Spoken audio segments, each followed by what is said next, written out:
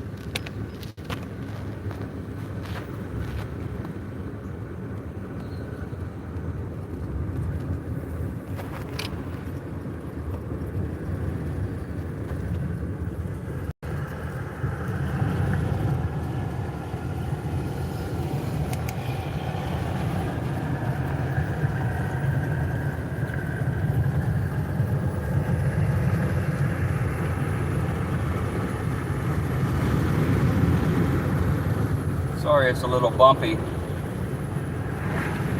Trying to get myself orientated this morning. I need caffeine.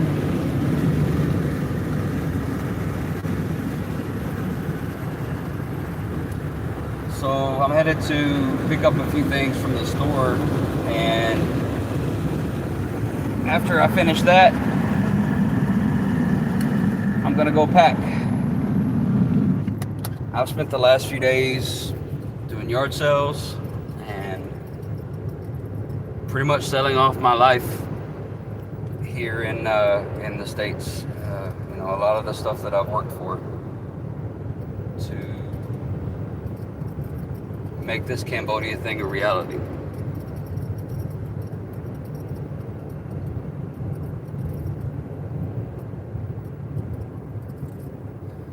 For whatever reason, at the moment, if you guys are chatting, I'm not able to see, but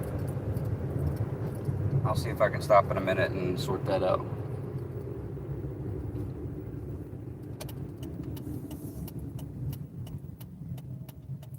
For anybody that's in here that doesn't know me, my name is Andrew. I am, well, at the time that this whole thing came about, I was 39, but as of a few days ago, I just turned 40.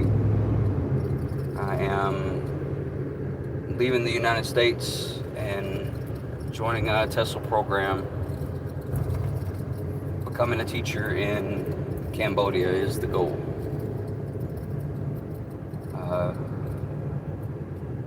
I have a lot of plans, a lot of things kind of happening quickly, but that's the general consensus, the general idea of what I've got going on. Today we'll be deciding what we're taking to Cambodia. I'll pack the clothes that I'm going to take, any little things that I have around the house. I have a few things coming in the mail for, comfort during the travel. It's going to be like a 27.5-hour flight.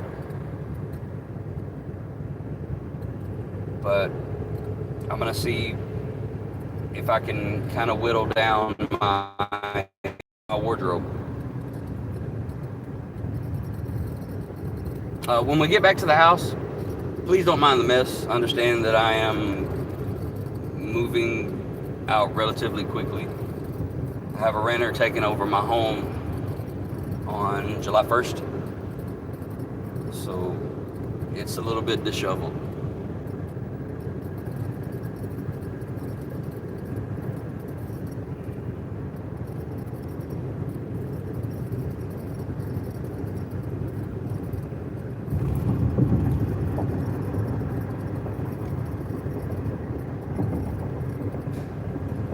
I think I'm about ready for something on my stomach. I haven't eaten yet.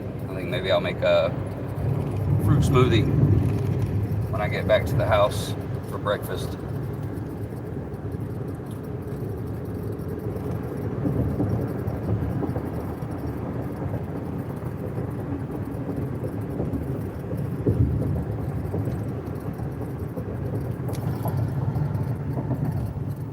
Get you guys, let me see if I can figure this out. Boop. Alright.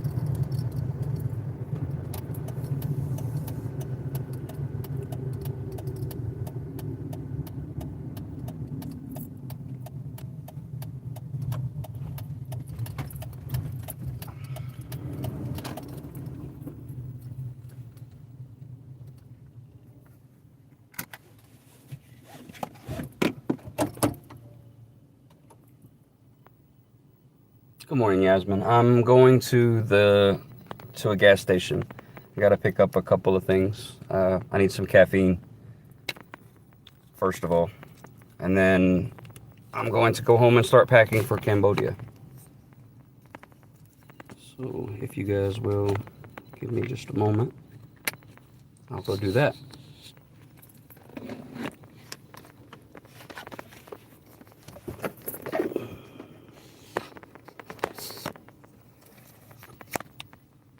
Sorry about all the shaking.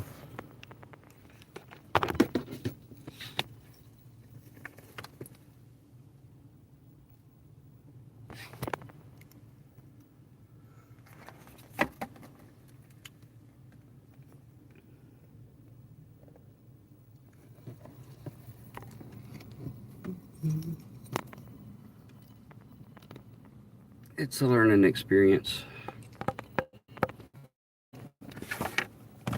And it's practice for when I get to Cambodia. So you guys are kind of helping me out with that, moving around while recording. Anyway, I'll be right back. I need to pick up a couple of things, and I don't want to take you guys in there, and I'm not sure if the workers want to be on live, the cashiers and stuff, but I'll return momentarily.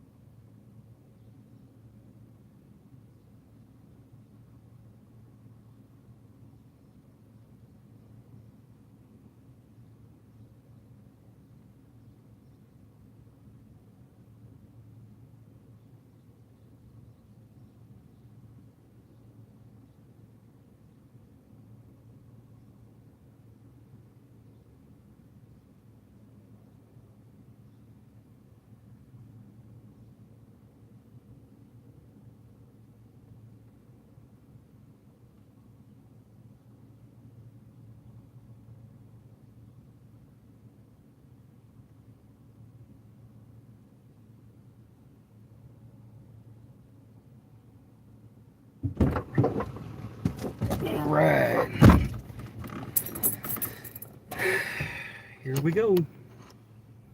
See if this thing will say here where you guys can watch.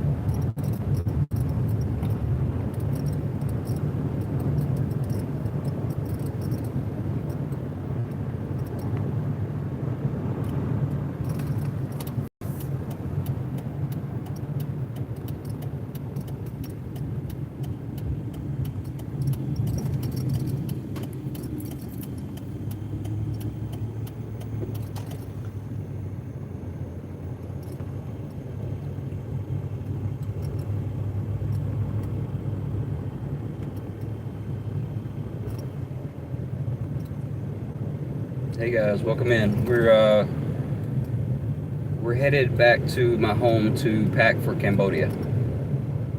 That's the plan. I'm gonna make a fruit smoothie and start kind of whittling down my wardrobe to see what is gonna be effective, what's gonna be, useful.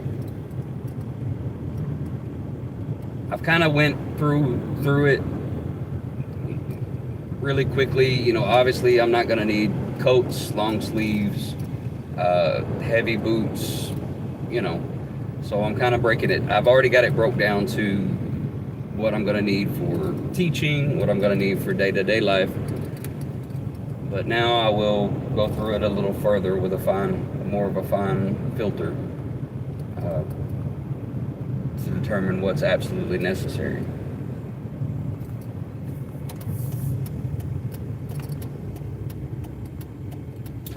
Like I said, for anybody that wasn't here when I gave the disclaimer, please don't mind my house. I am in the process of upheaving my entire life, so it's not going to be the most organized at the moment.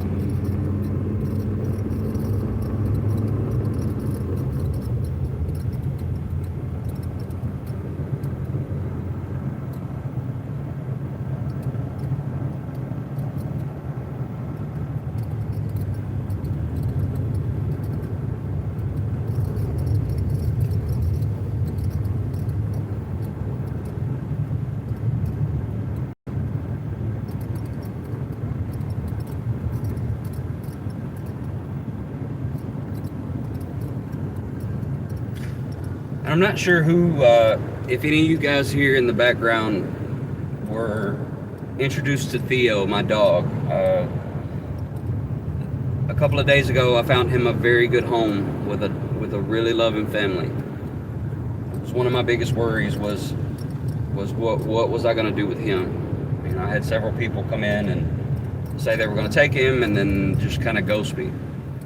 And, you know, it's always a chance when you have to give a dog up to the pound, because you never know if they're going to get adopted or how well they're going to be treated. But during the process of my yard sale, I had him out hanging out with us while we were selling, and this nice couple, brand new baby, and their friend pulled up, and their friend just absolutely fell in love with Theo. He took him, and they didn't have room to take some of the big stuff like his doghouse and his kennel, so I offered to bring it to him after I shut the yard sale down. And by the time I got over there, Theo was already having a bath and just getting loved on, as far as I could tell. So I feel blessed that I was able to find that. But anyway, we're home, so give me a moment to transition. I will set you guys up in the kitchen.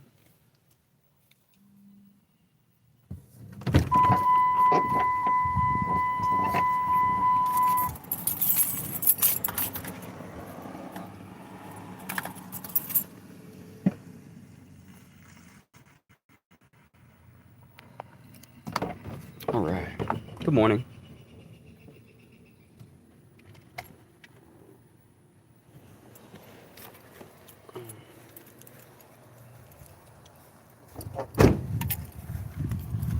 I'm also trying out some new equipment. I've got a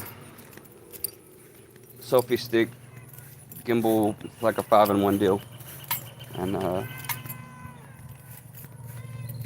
so far it seems pretty cool. Hello, kitty cats. These are our neighborhood cats. This is Gideon. Hello, Gideon. And this is Bob. Hello, Bob.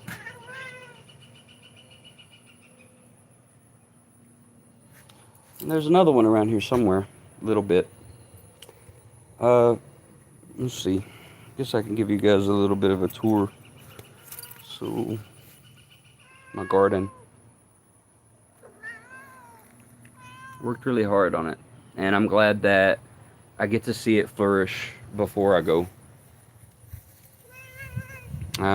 The weeds are a little built up, but I've kind of been busy with packing, so don't mind the weeds too much. I have a renter that's going to come in and take care of the plants and pick up where I left off. The stars of my little garden are the sunflowers. This guy's about 10 and a half feet tall. And this one, and tell me if you guys have ever seen one like it, but this sunflower has produced multiple sunflowers. Typically, and I've grown a lot of sunflowers over the years, and typically you get one big beautiful bloom at the top, but this one This one is an overachiever. I've never seen a sunflower bloom like this. And it has more blooms as you go down. I mean, if you guys have seen this before, let me know, because I haven't. And I've grown a lot of them.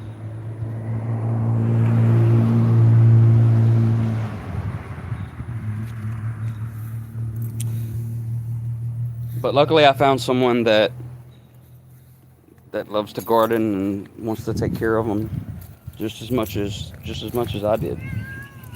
And I'll hopefully get lots of updates while I'm in Cambodia. A couple more. These are about 6 feet tall.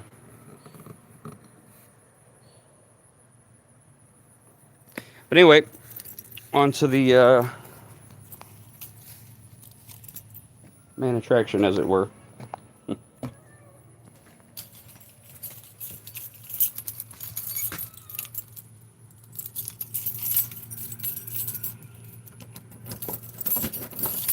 Ooh, get back, buddy.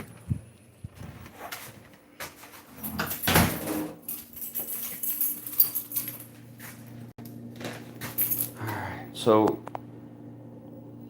this is what it looks like when you tear apart your life, sell everything, and decide to make a change like this. It is chaos. Actually, this is a lot neater than what it was when I started. I've already began to sort things out, but there's a moment where chaos just takes over and you have to go with it. I'm typically a really orderly, neat person. My home, it's a little hard to be here with everything torn apart. Let me get you guys fixed up here.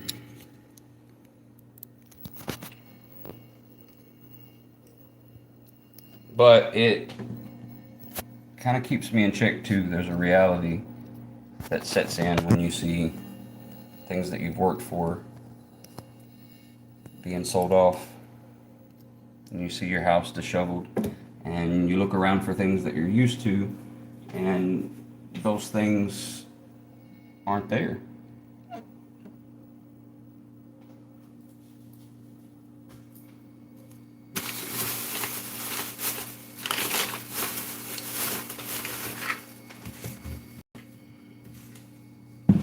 Give me just a second, guys.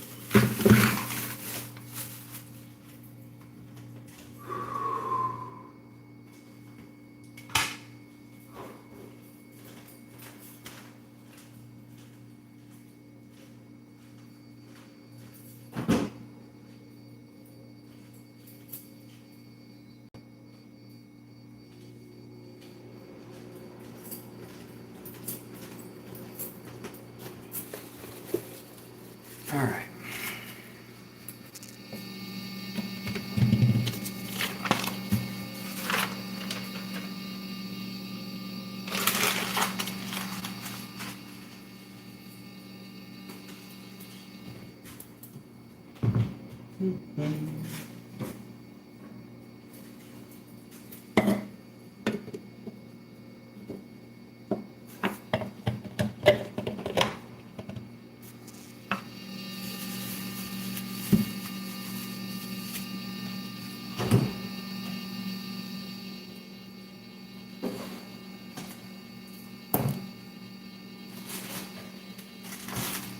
Alright, so I'm going to make a pretty typical breakfast for me. This smoothie.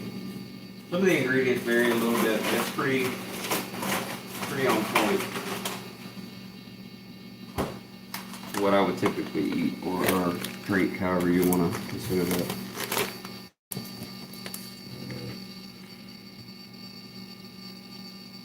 A little bit of pineapple juice.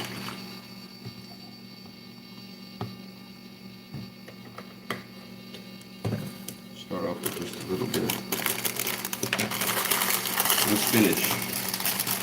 Spinach is the basis for pretty much all of my smoothies because it's really the only way that I can take it. It's spinach is really bitter, And the pineapple juice does a really good job of covering up the taste for me.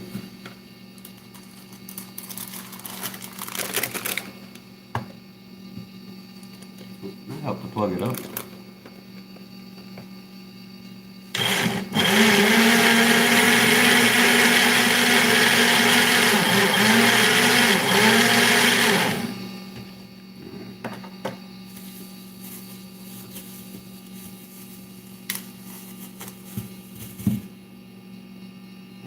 One whole banana.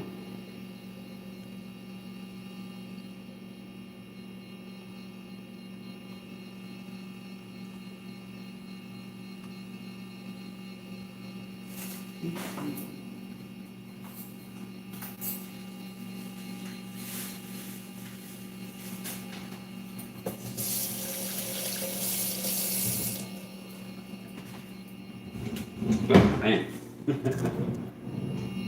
Nothing is where I left it. That is every time I go to look for something and it's not there, it kind of sucks. Alright, so the next thing I usually put in is a tart cherry. Now, the ingredients that I have for my smoothies are they're beneficial for anyone, but it's more geared towards the needs of a man. It helps with a lot of things that we miss in our foods. I'm not an expert in health,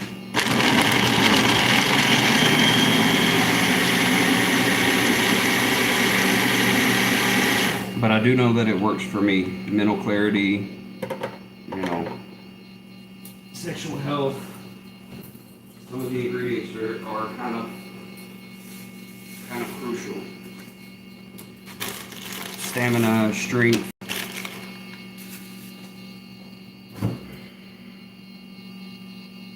Oh, let's look at it out.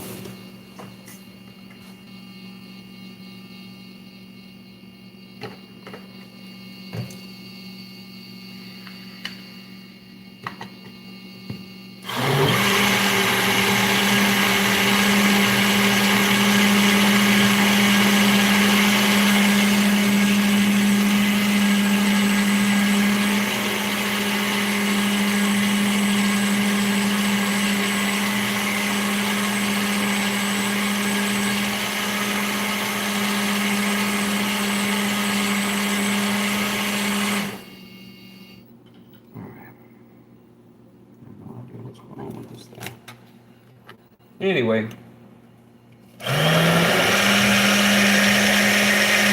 for better or worse, regardless of what anybody thinks of it, that's gonna be my breakfast.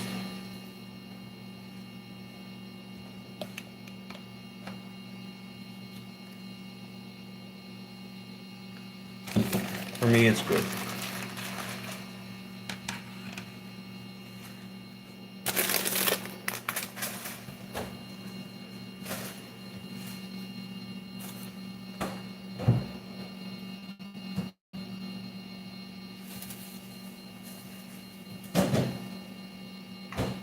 Now on to other things.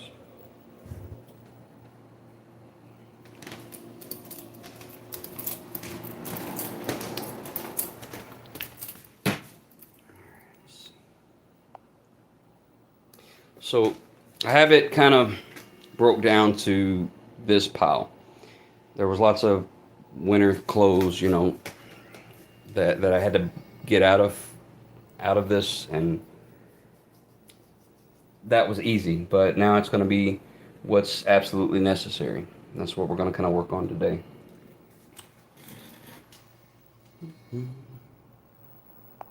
And as far as clothes and maybe a few essentials, I should have my bag packed for Cambodia. My bags packed for Cambodia after today. So whatever we manage to put in the bags, that's what's going.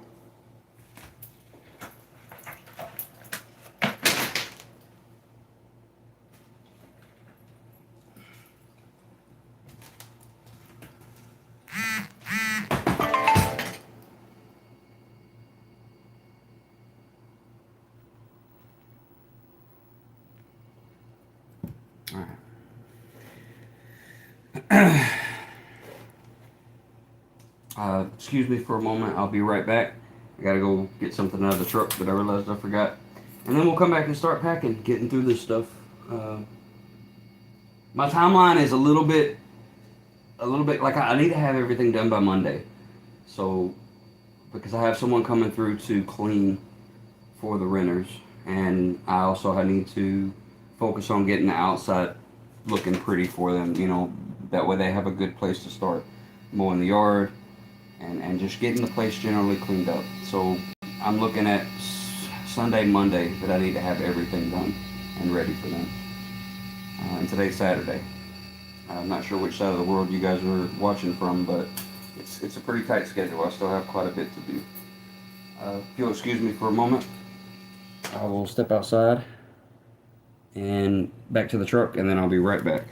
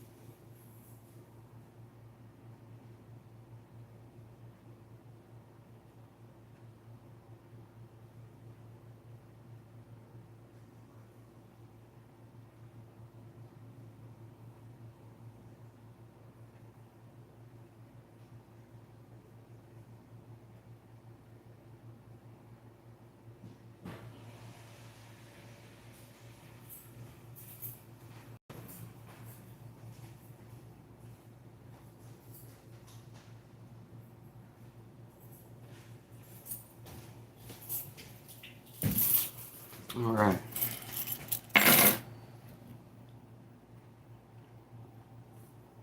Appreciate you hanging out for that little intermission.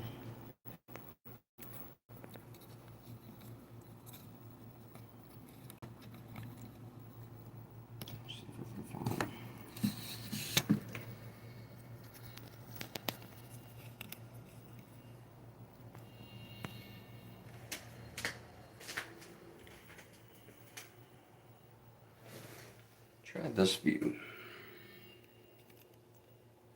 Yeah, like I said, it's a mess. All right. Anyway,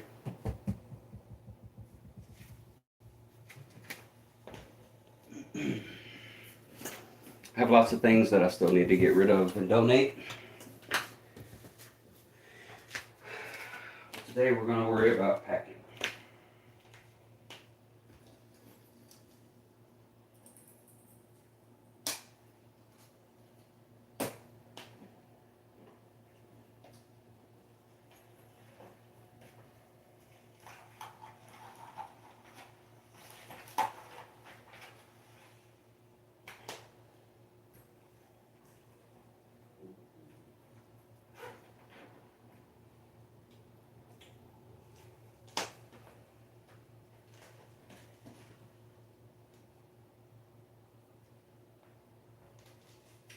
So I feel like even though it's going to be hot, and I may get over there and throw them away, but a couple pairs of good worn-in jeans, it's probably going to be a good idea just to have.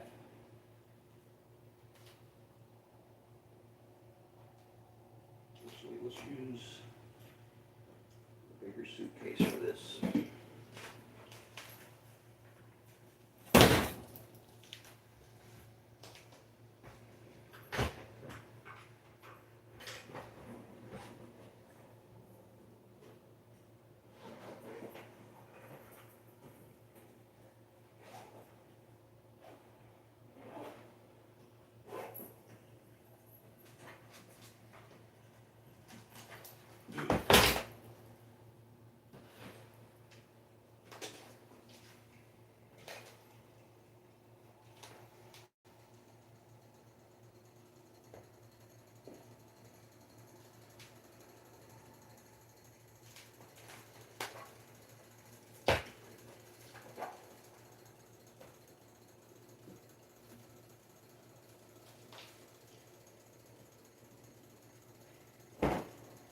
And I'm going to need a couple of nice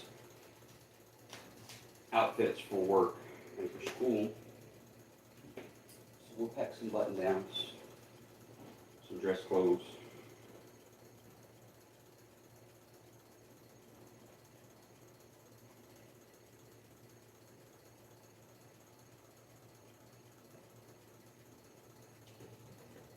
Now mind you, I'm going to be essentially living out of the suitcase here for the next 2 weeks as well.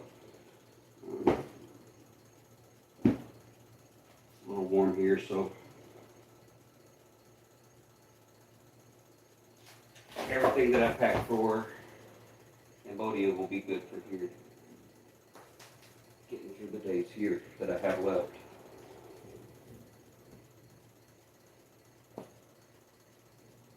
I'm going to end up taking a few good towels, wash rags. From what I understand, it's hard to get good sheets and towels and wash rags there, so probably going to take a few of them.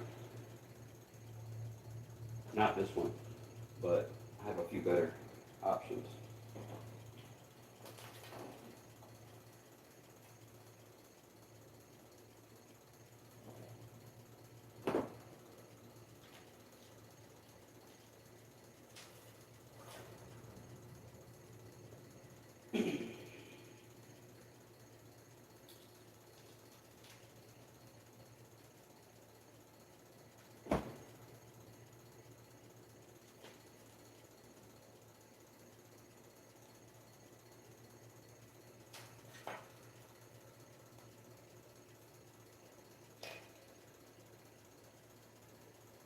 I'm going to put that over here on the maybe.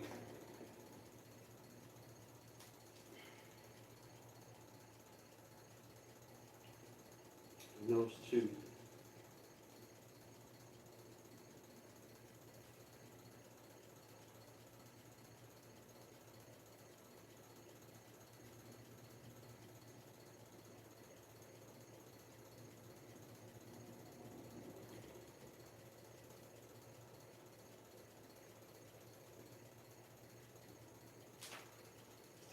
See, that's sleeveless, but it's really, really thick.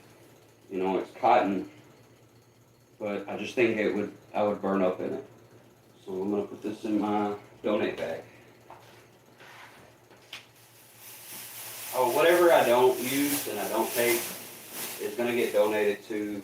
There's a few places around here like Teen Challenge. There's um, a veteran, well, actually auxiliary ran veterans organization about 30 minutes away from here that I'll donate some of the clothes to.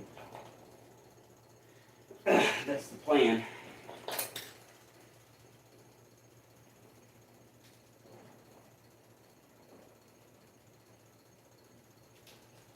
But I figure for the most part, what I'm going to need day to day, I'll be able to get from the markets there. And it shouldn't be an issue. At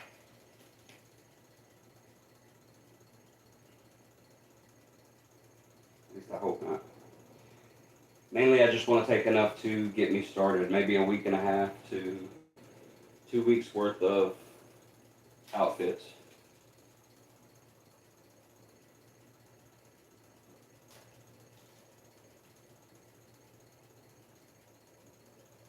Sweatpants are probably not a good idea there. So we'll put those in the donate bag.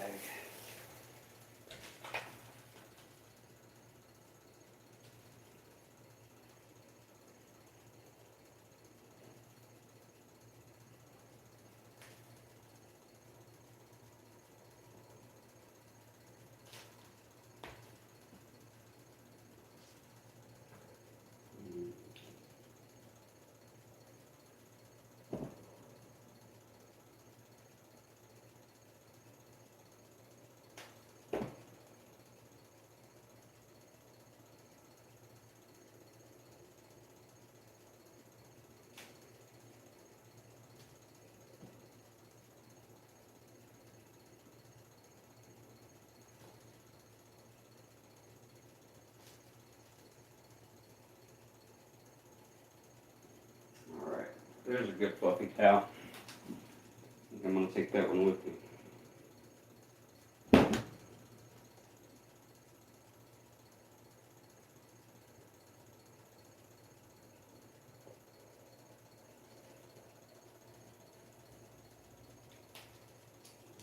Over here for now.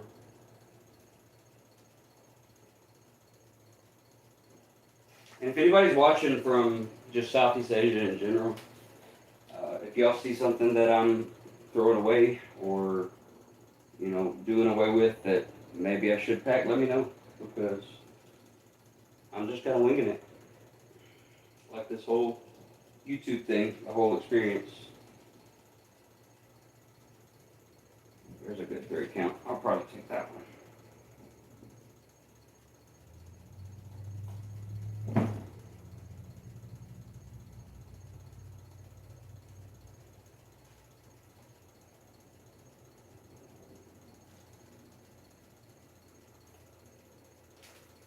Good t-shirt.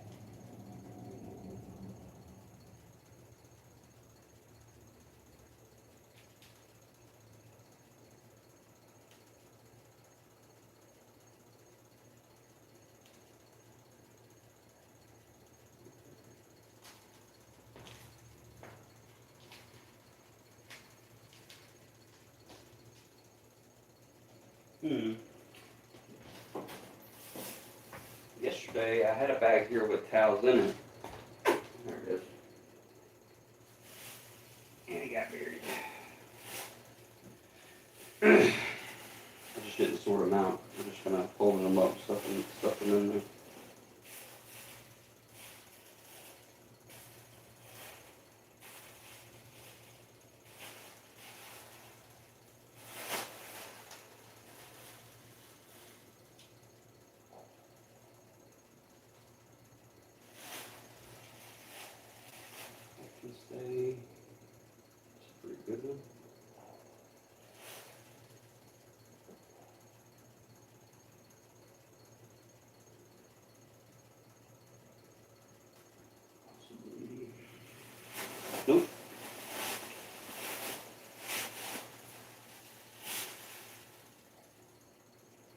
So if any of you guys that are watching are local and you need towels, holler at me.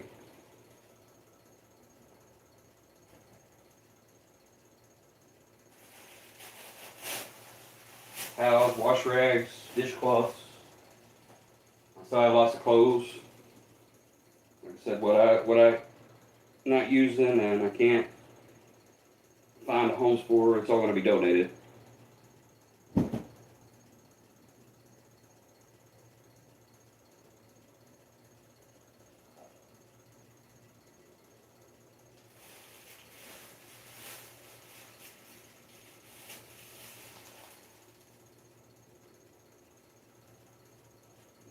Nice thin dress shirt.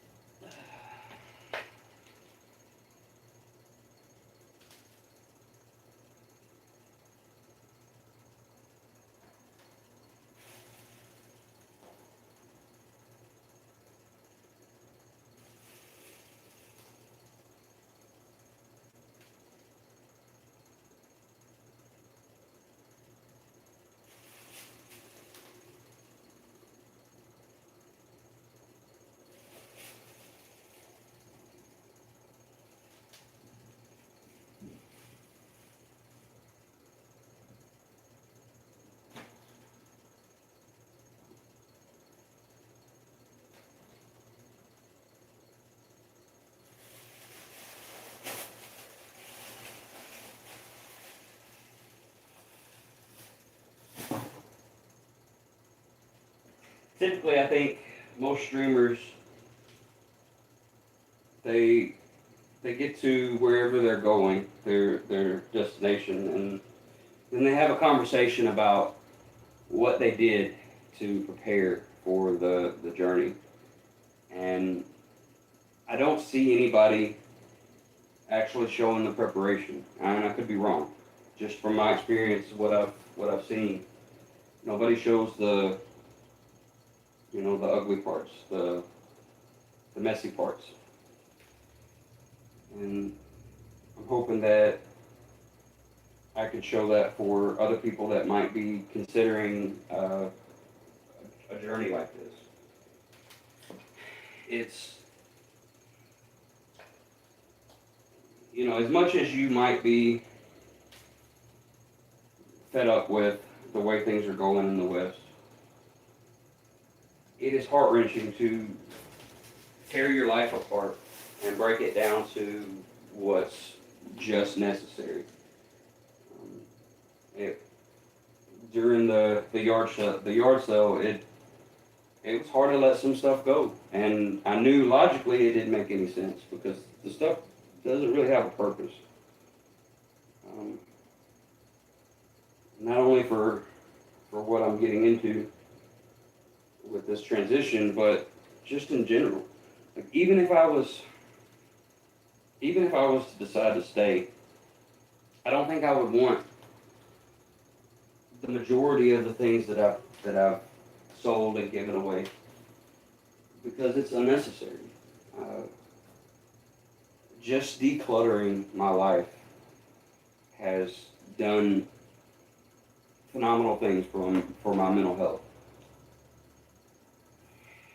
We have this mindset in America that more things. You got to have more things, and your things has to be better than the neighbor's things. This blanket was, all of my kids went through this blanket. So this is one I'm going to be keeping pretty close. My kids used this when they were babies. Every one of them.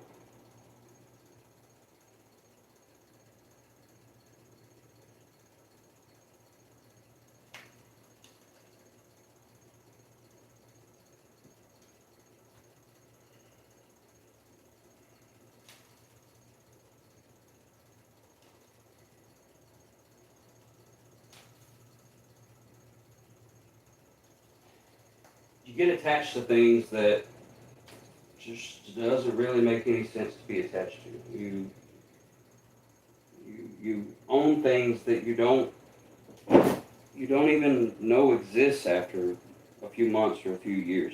It sits in a storage bin somewhere, and it's there until you're ready to pull it out and say that, and show somebody that you own this thing, or that you have this thing, and it doesn't make any sense. Go look in your storage sheds. Look at things you haven't seen in 10 years. Why do you have them?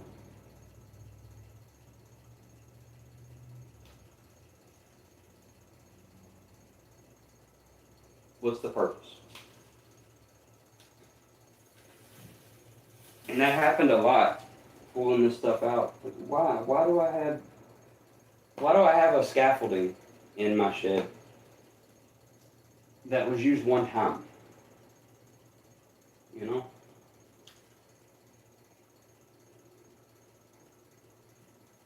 Why do I have broken heaters and empty cardboard boxes that are just taking up space that could be used for something else? We have all this room, and we create all this space for ourselves, and then we feel this need to just fill it with stuff, things and stuff. Hey, what's going on, Dave? Sorry, I can't really see the comments from over here, I guess. I'm getting ready to leave for Cambodia. I'm packing up.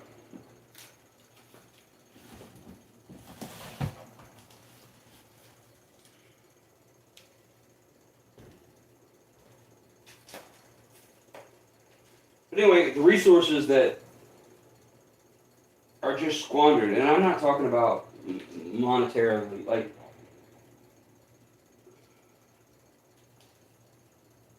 the things that I don't know. What do you think, Nate? Do you think this would be too hot? Think it's too thick? I like the shirt.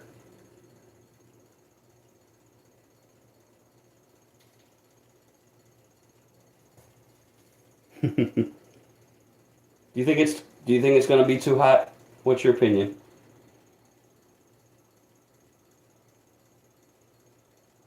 Yeah? Okay. I'm bringing it. Whoa.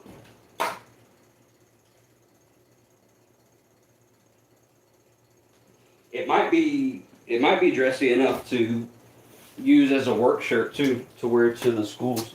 I'm not sure, like, the limits of the standards.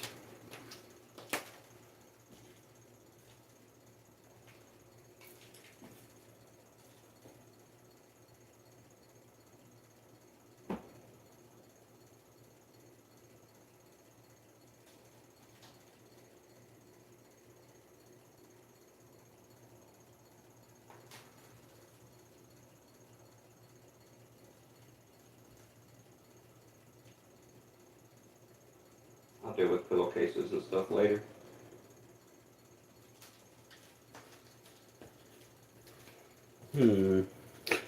What do you think I should bring that maybe is going to be hard to find? Something kind of ordinary.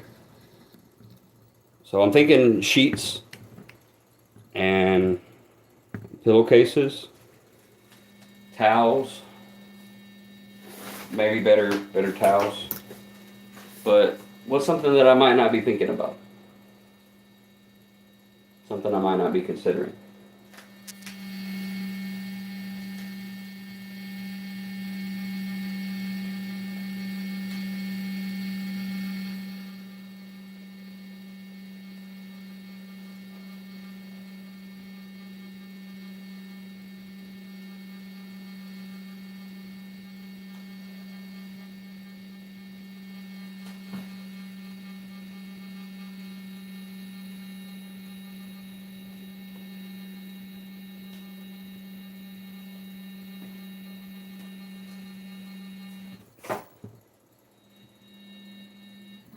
This thing is being silly.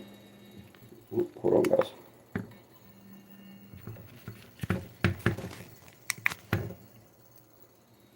There we go. Alright. So yeah, what's something you think I should bring that maybe I'm not thinking about?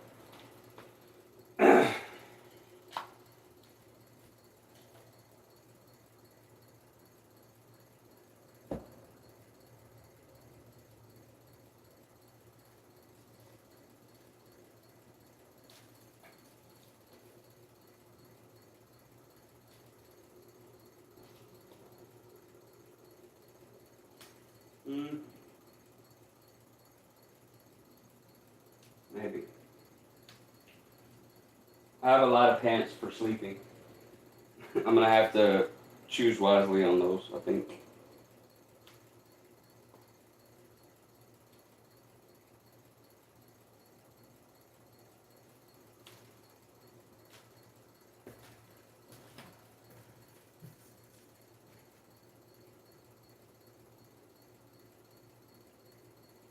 Food that I will miss.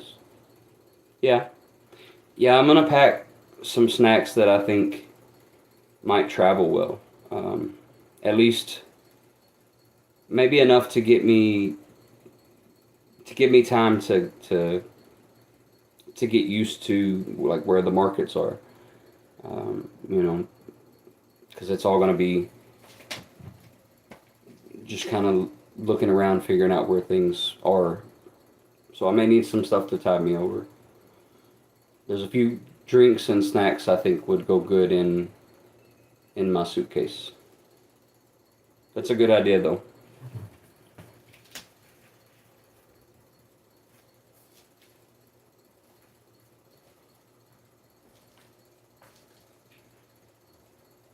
Mm. My breakfast.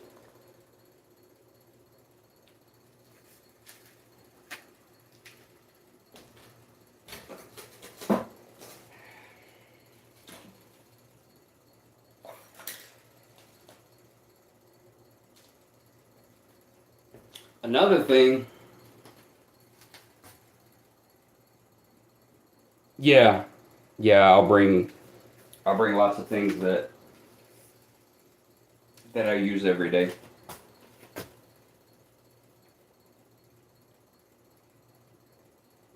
Mm.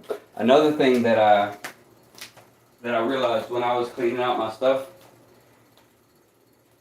most people don't even realize over the course of a lifetime how much stuff you collect because it belonged to someone that passed away. You know, and those people are special to all of us. But those things are not those people. I've had so much stuff from family members that was given to me after they passed, and some of the things I don't even have memories of with the family member. Some of them I do,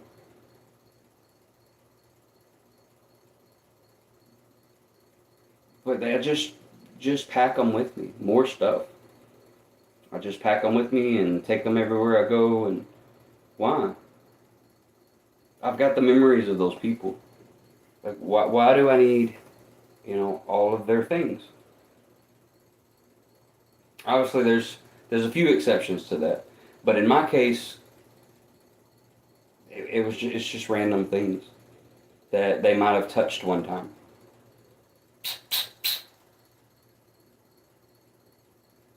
The reality of it is, it's kind of unnecessary.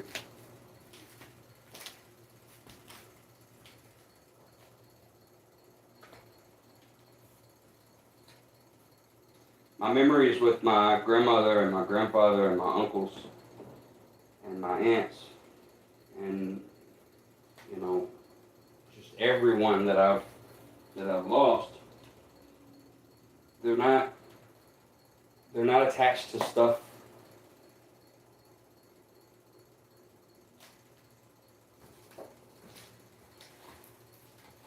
I can go years without seeing some of the things that's left for me, and I still have the memories of those people.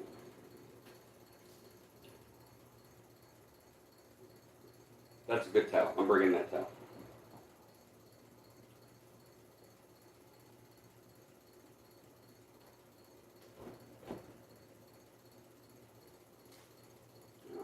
pictures.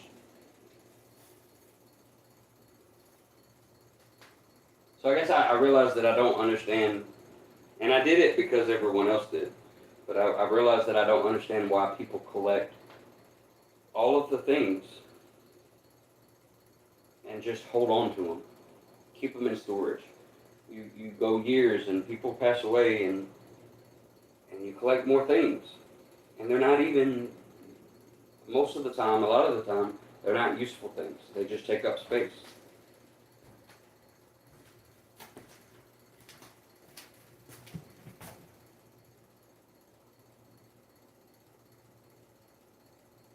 Medication, yeah.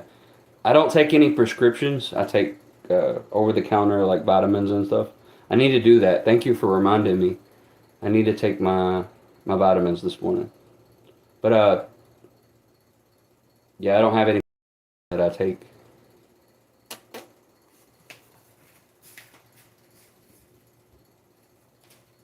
That's weird. I turned the light off and it actually helped make it brighter. Yeah, first aid kit is probably a good idea. But in my understanding, in Cambodia, there's a few really reputable like pharmacies, multi-plug travel. Yeah, I've got one coming. I've got one for voltage and for different plugs. Uh, yep. Actually, I found one that it doesn't do voltage, but it does multi-plug. I found one when I was going through my shed. I have no idea why I have it. It was just there. But it's a good thing it was there, I guess.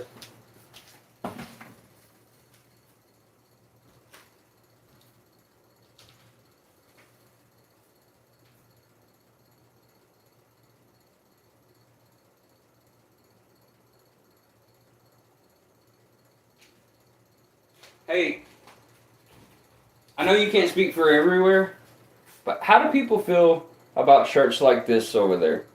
Do they have bad reputations? The shirts like this, the undershirts? Should I keep them covered up all the time? I've heard different stories, so I'm not sure what's true.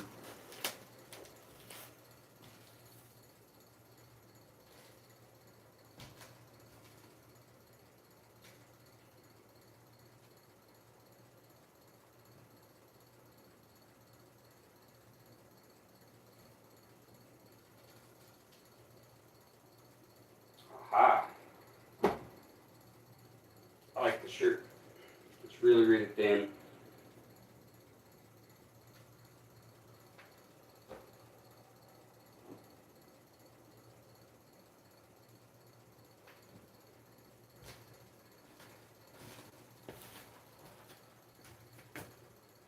Yeah, fine.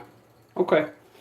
Uh, my grandpa wore those undershirts like that the whole time I was growing up, so I always wore them just because he did. Uh, I wear them under pretty much everything that I wear, like kind of like underwear. Hmm.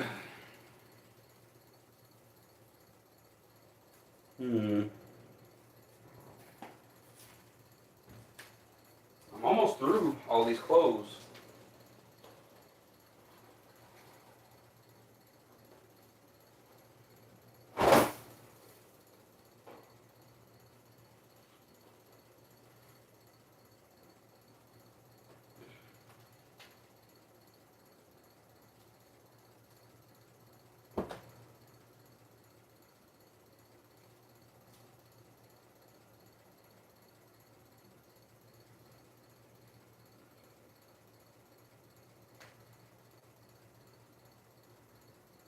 I think I'm gonna keep these for the plane ride. And worst case scenario, if the sweatpants aren't useful there, I can throw them away. But they're a nice pair of sweatpants. And everybody tells me the plane ride might get cold.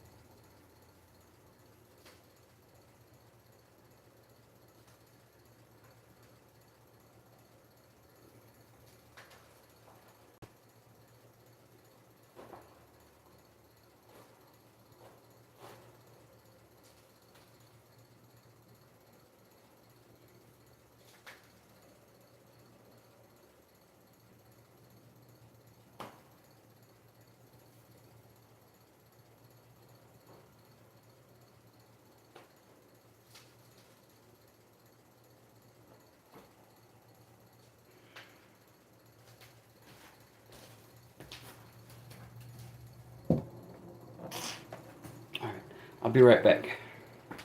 Need to take a restroom break. And then I can start going through the towels and blankets. I only have a couple blankets I want to take, just because they're comfortable. I doubt very seriously I'm going to need blankets. But I hear some people say when you're there for a while and you get used to the temperature, that sometimes it might feel a little chilly during the rainy season after you get used to the temperatures there. So whenever that happens, I'll have a comfortable blanket that I'm used to whenever I acclimatize to the environment. Anyway, I'll be right back. I need to take a restroom break.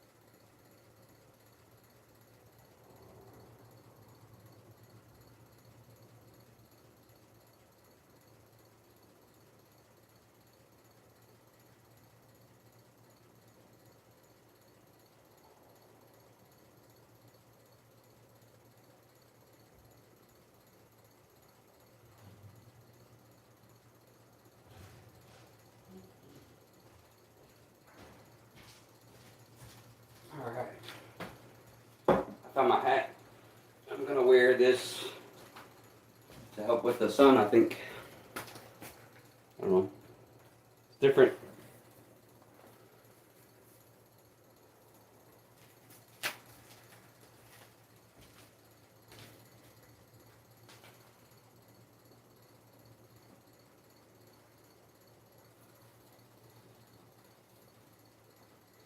And I'll probably have a few things that I'm gonna add. Just a little bit as I go.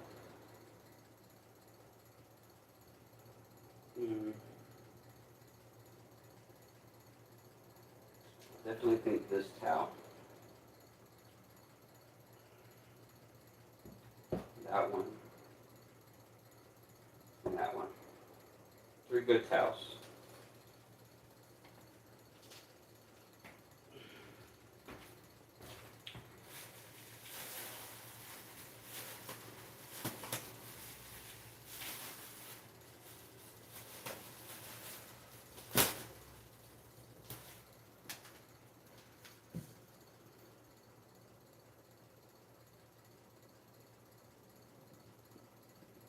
Yeah, in tourist areas.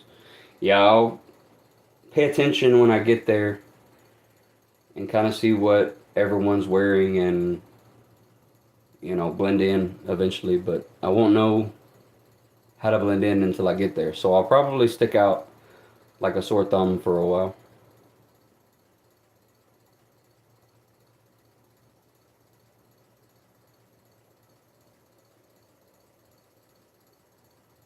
Yeah, yeah. I tend to dress modestly anyway. I was just wondering, like those shirts. Some places that those shirts have a bad reputation.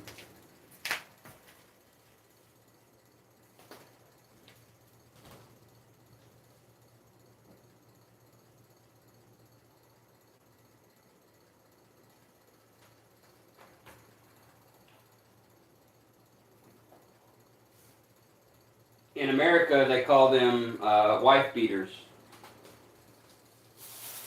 because a lot of people that used to abuse their wives would wear them.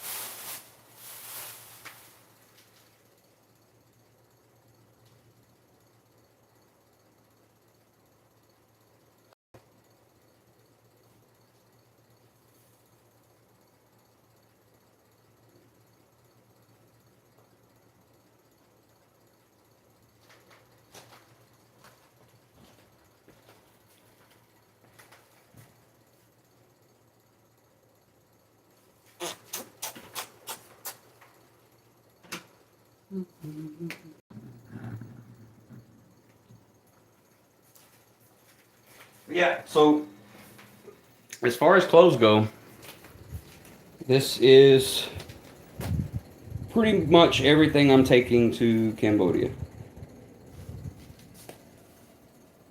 It's enough for a couple of weeks.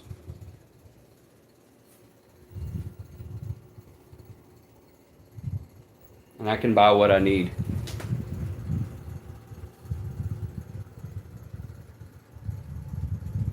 Oh yeah, in Bali?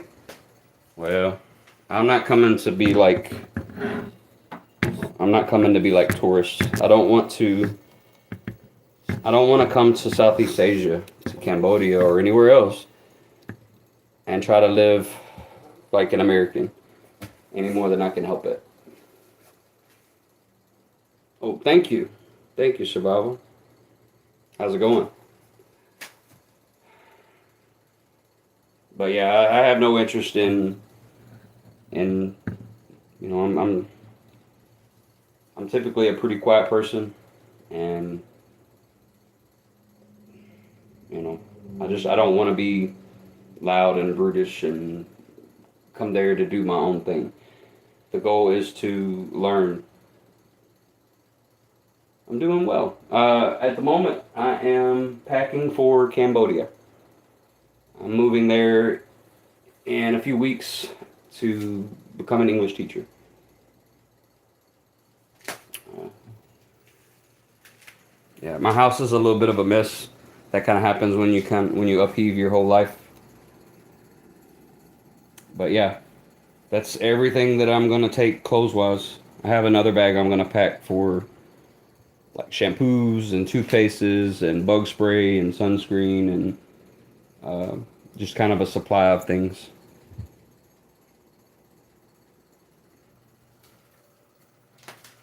Yeah, so I've spent the last couple of weeks downsizing, and I think for anything else that I need, like this is just to get me started. Anything else that I need, I should be able to go to the markets and buy uh, and get locally. Actually, it may turn out to be a little bit too much, honestly. I may be overdoing it a little bit. I don't think I'm going to need quite as many socks as I packed, for instance. And I don't think I'm going to need as many blue jeans as I packed.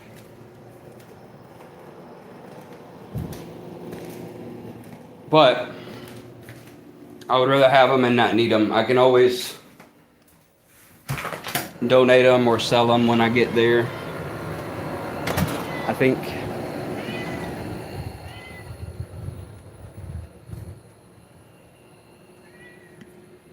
Or maybe find someone else that could use them. Hello, Gideon.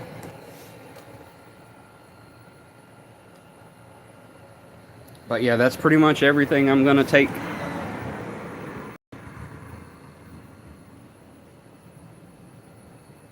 All the other clothes and towels and bedding that I leave here will be donated or given away to people that can use it.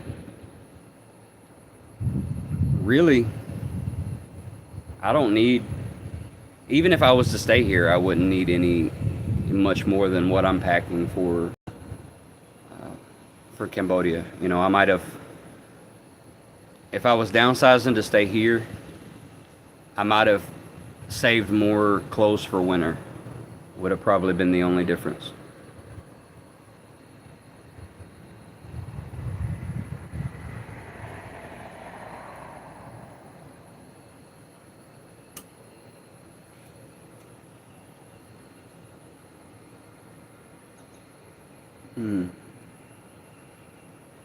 Hey, Nay, were you here? Did you see my sunflower?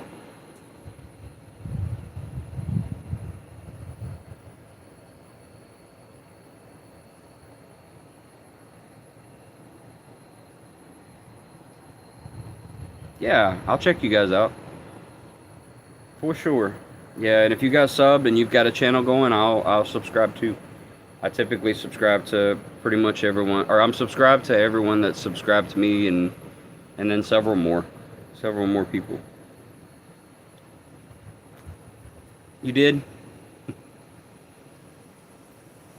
But I have a 27.5 hour flight when I leave here to Cambodia, and you know, several layovers, a couple of layovers in between.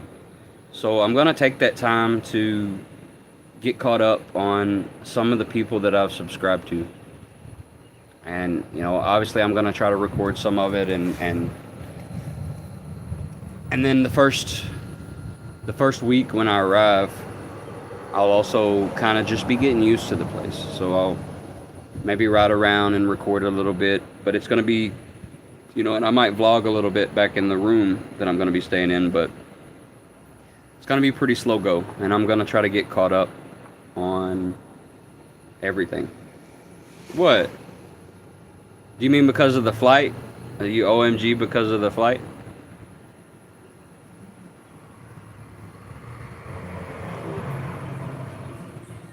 Yeah, I'm gonna go back and watch all your old stuff, Nate. All the way from the beginning.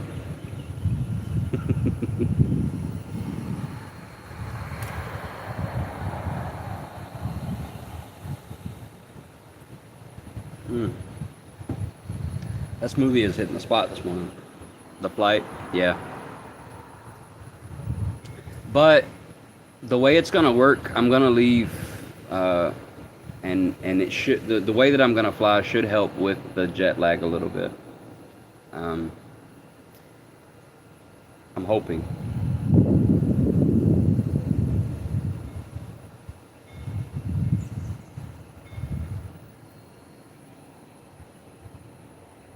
A little more room with the TV.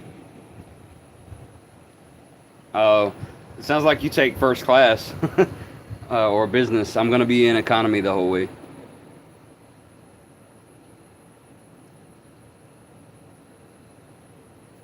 Luckily though, I've got a window seat.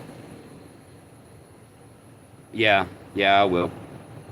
I bought some special earplugs to help with compression, like the, you know,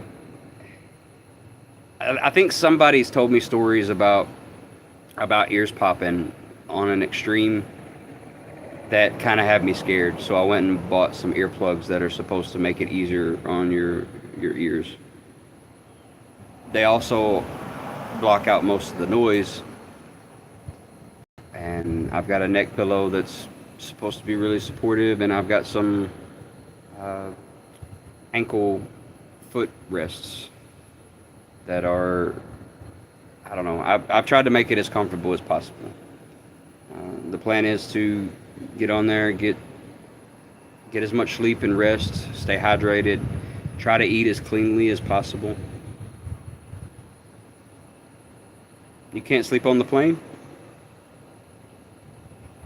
Well, I'm gonna take snacks in my bag that I'll probably rely on more than the in-flight food for that time. Dramamine. Okay, I'll keep that in mind. Baby Dramamine.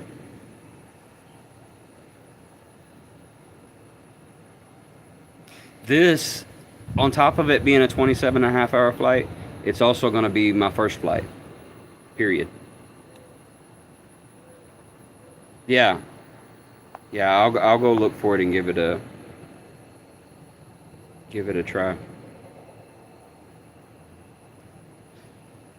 So yeah, my first flight ever is going to be an international flight, 27.5 hours in length. It's going to be interesting. The bigger planes. I'll start off on like a 737, but I'm going to end up on an Airbus.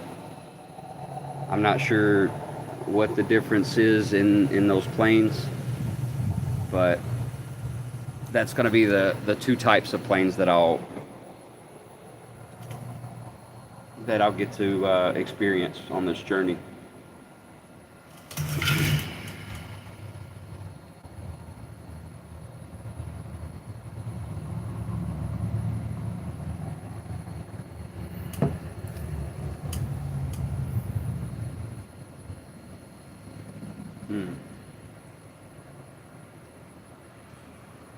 Water and longer. I did do some research on where it's going to be the easiest as far as for like first time flyers, and as close to the wing as possible is going to be the least turbulent. So my seats are going to be really close. I have one that's right over the wing on one of the legs, and the other two it's really close behind it. And all window seats because, you know, like you said, I plan on sleeping the majority of the trip. I'm gonna have a really good meal before I get on, and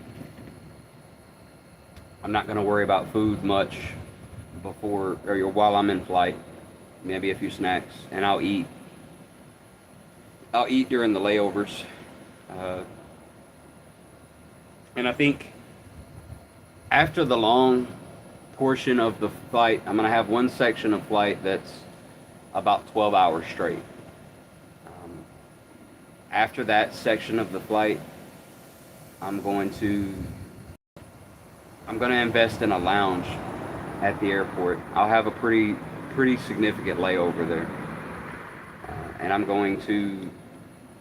There's one that has a shower and, you know, a place to sleep. They give you a wake-up call for your flight. They're supposed to have good food, so I'm gonna take advantage of the lounge.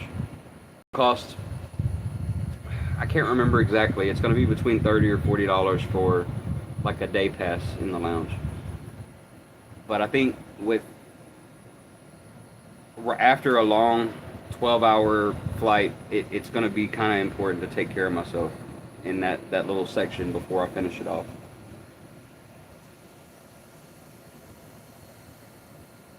Worst part is they come by and wake you 5 or 6 times. Meals, snacks, towels on international flights. Yeah, I'm gonna bring snacks.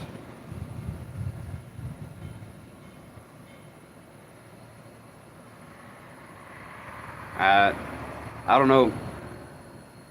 I'm kind of interested to see them try to wake me up. I'm a pretty heavy sleeper. If I can get into a deep REM sleep, Uh, they'll probably give up before they get very loud and obnoxious.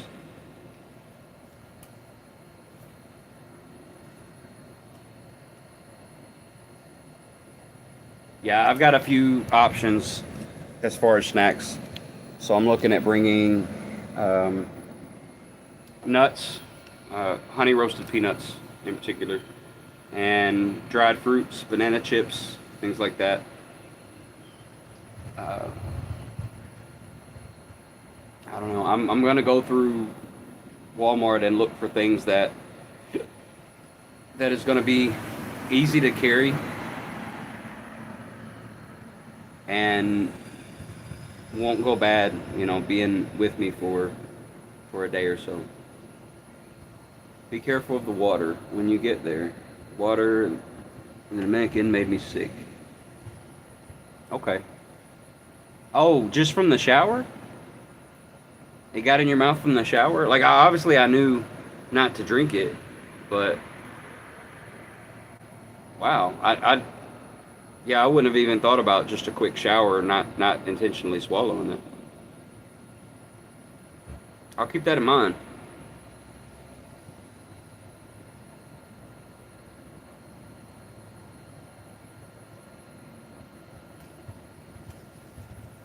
Was it just like when you get sick from the water? Is it just like a upset stomach, diarrhea, or is it like a full blown sickness, like a cold or flu or worse?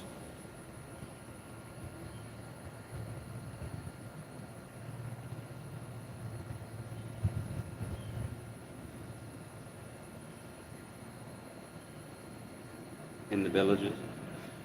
My daughter just recently went to the Dominican. They go there once a year on a mission trip with their church. So my daughter and my son-in-law, they've probably been back maybe 3 weeks, and you know they told me a little bit, but they didn't mention anything about the showers.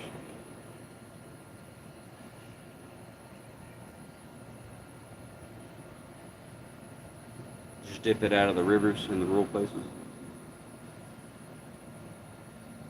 and it's better. I guess that's better than the what's piped in.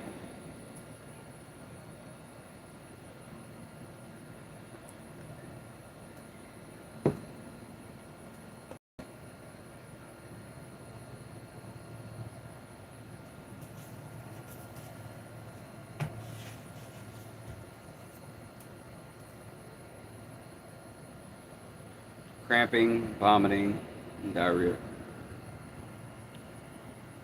Yeah, I'm giving myself. I'm arriving early. I'm giving myself about a week to get acclimated to the, you know, not only get over the jet lag, but to kind of get used to the heat a little bit, at least enough where I can manage to get from one place to another without too much struggle. Uh, and I'm hoping that I can avoid, at least through the schooling, getting sick. So those kind of tips really help. Townsend. No, they. I was warned in.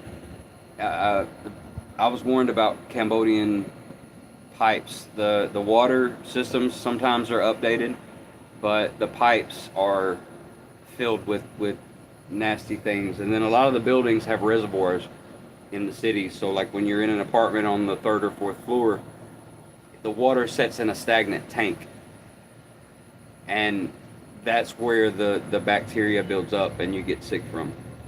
So they have a lot of issues transporting the water from one place to another while keeping it clean.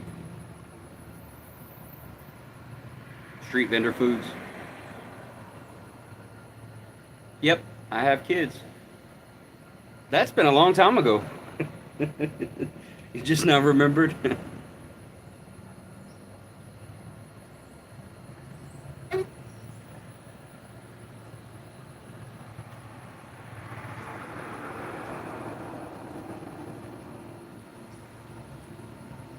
I'm kind of upset. It was supposed to rain today, so I decided not to do another yard sale and work in the house. But it's nice outside. Like, it's bright and sunny. The weatherman kind of lied.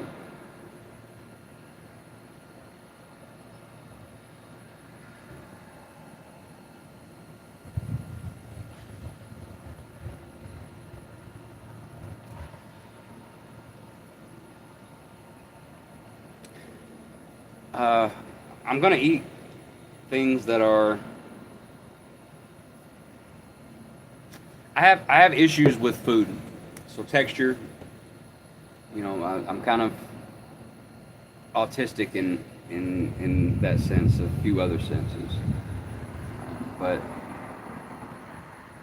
I'm gonna have to probably eat at home a lot. I'm gonna have to.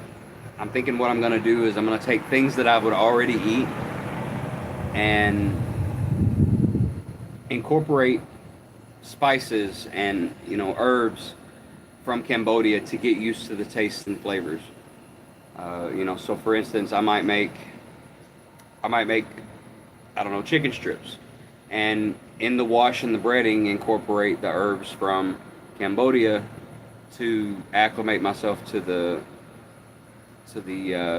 taste, and then eventually I'll add other things into the meals and kind of help bridge the gap. That's one thing that I want to challenge myself on when I get there is my eating. It's that's one place that I want to grow.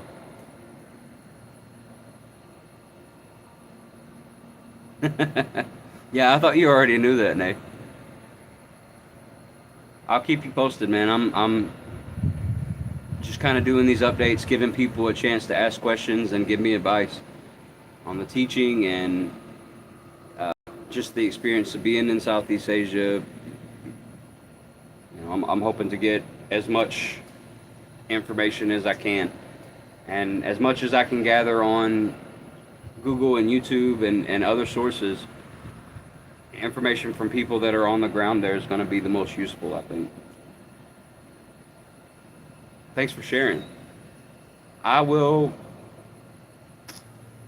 My schooling is going to take about a month to get the certification, roughly, maybe a little bit less. And then it depends on the contract that I take, the job. Uh, it may be, 6, 8 months. It may be a year. I'm not. I'm not sure yet. My schooling includes a job placement program.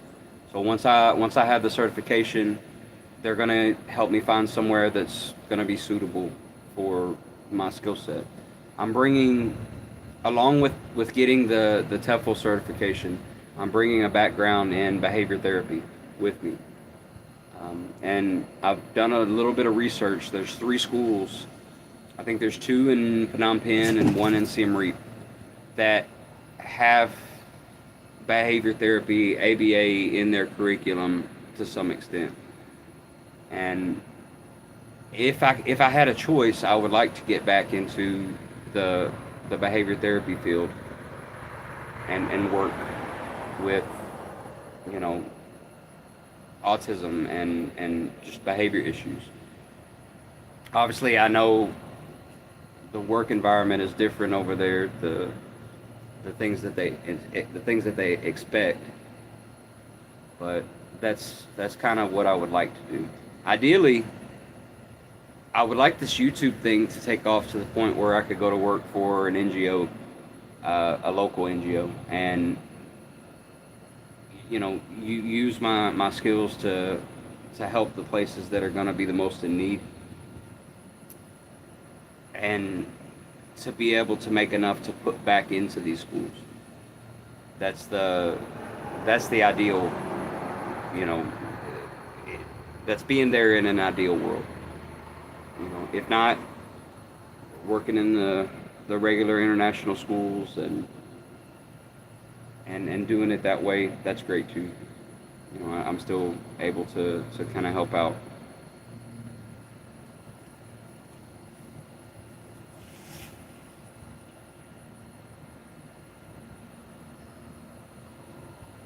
my house. So when I leave, I'll have somebody renting my house. It's a friend of a friend, and starting July 1st, they will take over my home, and I'll collect rent from them every month. It'll be another income source. If I get over there and I decide I want to stay, then I have the option to sell it. And if I get over there and things go wrong, I have the option to come back and you know take my home back over. I've already told them that it's a possibility. I've given them plenty of time. If the worst case scenario happens and I come back and things fail, then I have other options as far as places to stay while the transitions takes place. Uh, I've whittled my life down here to the absolute basic. If I come back, if I have to come back, I have I have a place to stay. I have a way to get around. I'll have a few clothes to get me through the winter, and I'll have a little bit of income coming in. Hopefully it doesn't come to that, but I would rather be safe than sorry.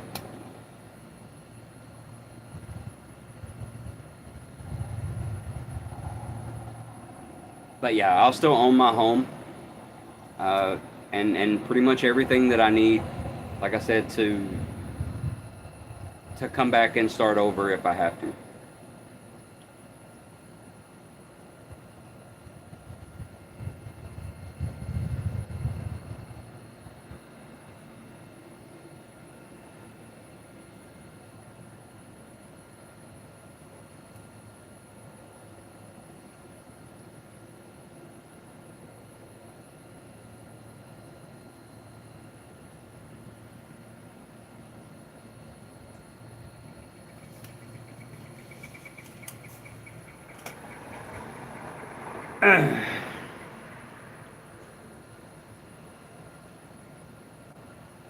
Anyway, I say home, but like I don't know, it's kind of just a house, like you said. You're more accurate there for a lot of reasons. It's a place to lay down at night, a place to take a shower. I love the house itself. It just doesn't have the qualities of a home. I'm single, and you know it it doesn't hurt as bad to leave it as it would if you could classify it more like a home.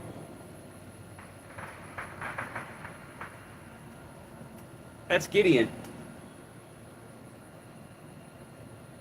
He's a neighborhood cat now because he chose to be. He doesn't want to be in the house. But I raised him from when he was a baby. He's got a brother around here that did the same thing.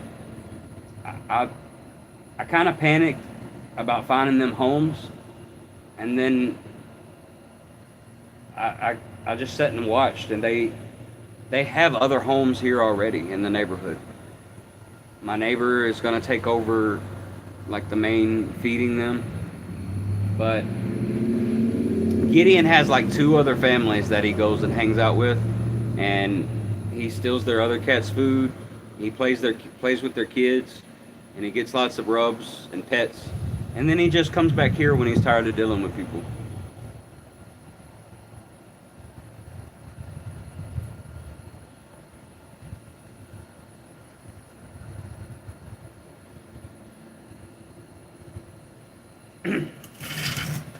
Gideon.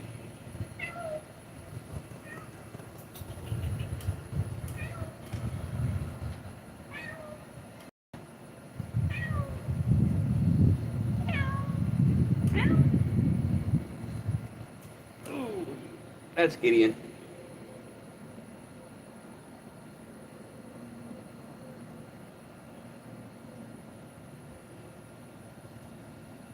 Look, do you see you? Did it scare you?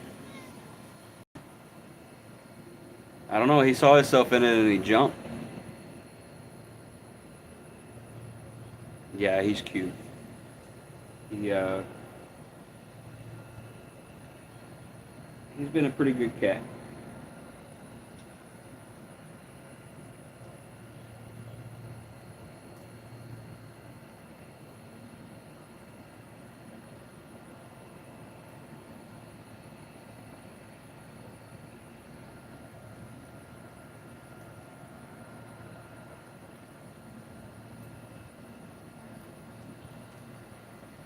Oh, I did find a home for my dog, for Theo.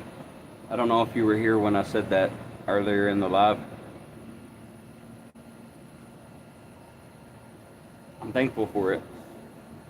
He was the main one I was worried about.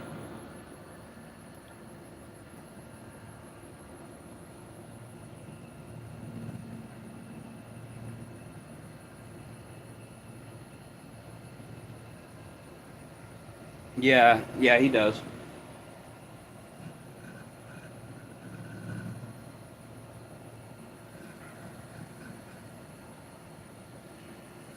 As far as he's concerned, I'm his mama.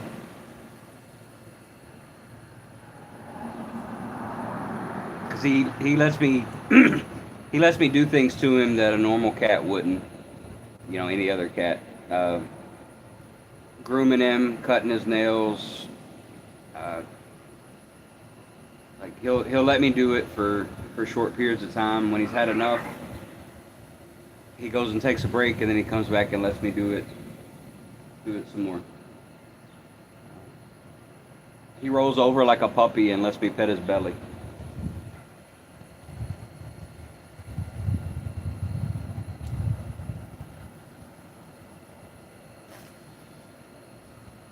I'll be right back. I'm gonna go wash this out real quick before it starts smelling weird.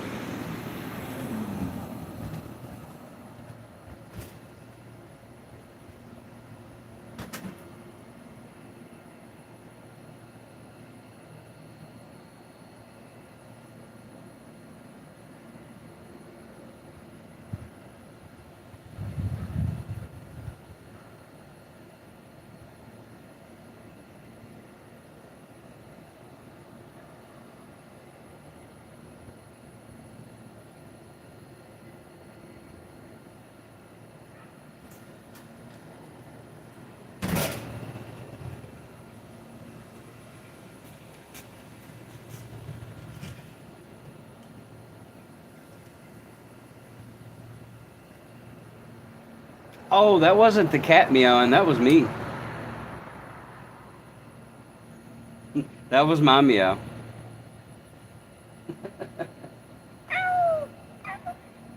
Yep, that was me.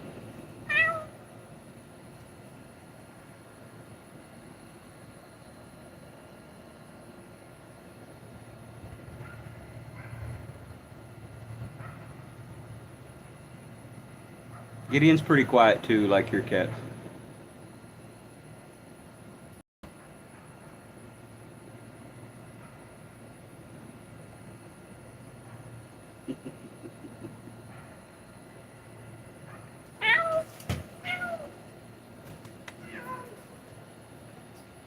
All right, I'll be right back.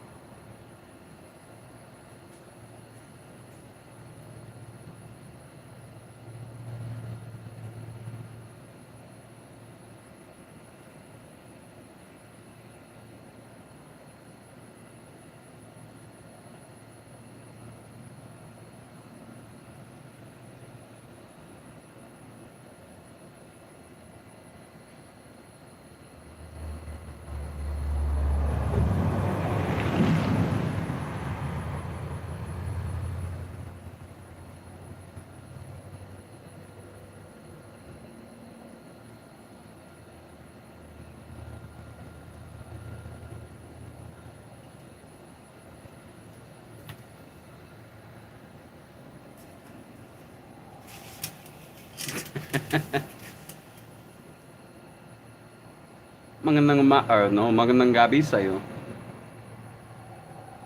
You can have him. Come get him. Did it trick you, Nay? The meow? My bad. I'll be right back. I gotta get my caffeine now.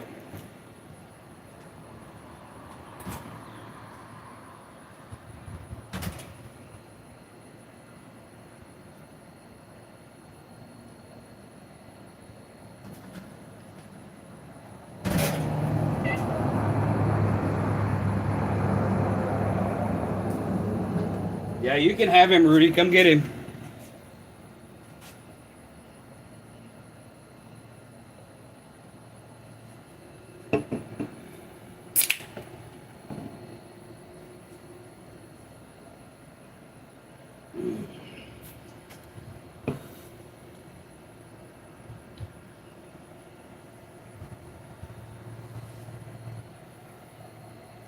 Hey, so I have a question. Do you guys have this brand in Southeast Asia? Have you guys seen him?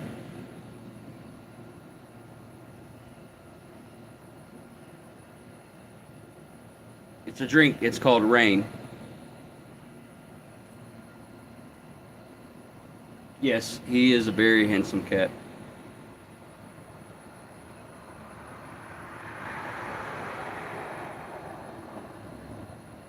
Can I say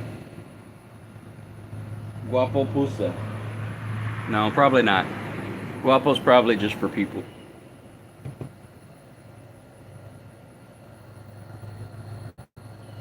Ah.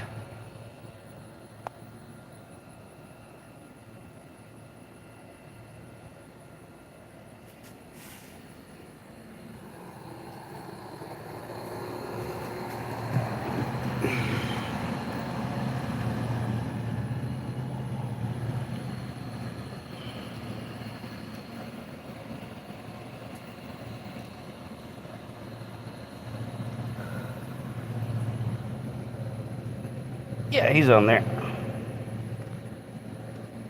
Way better? Okay.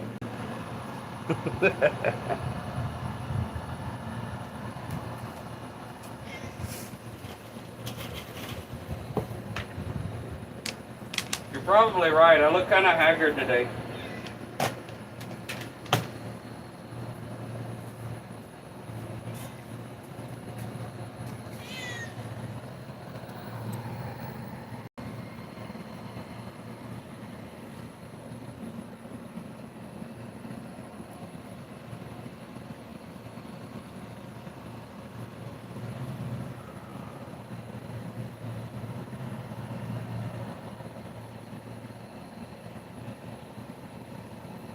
You have some adoring fans, Gideon. You want to say hi?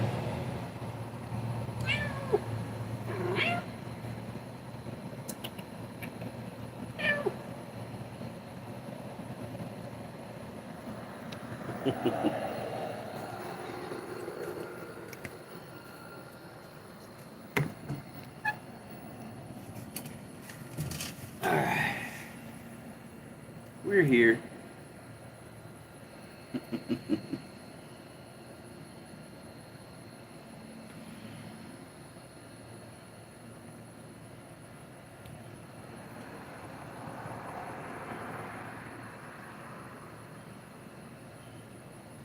For you know, what do you mean, Nick? Sorry, I just now got caught up with the chat.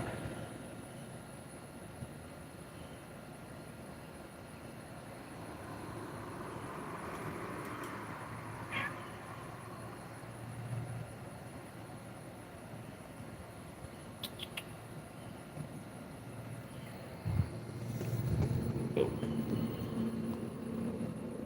want to say hi? Or you just want pets? He just wants pets.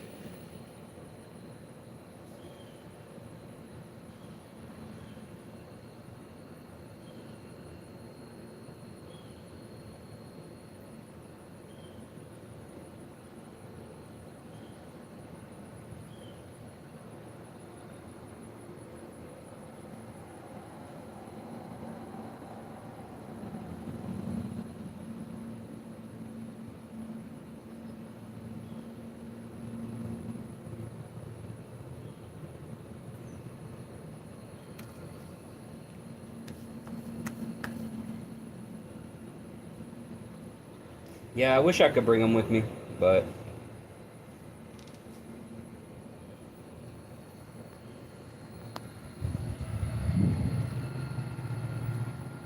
yeah, you can have him. Come and get him.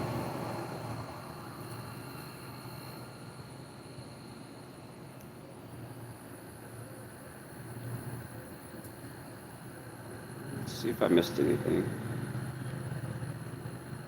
Nope.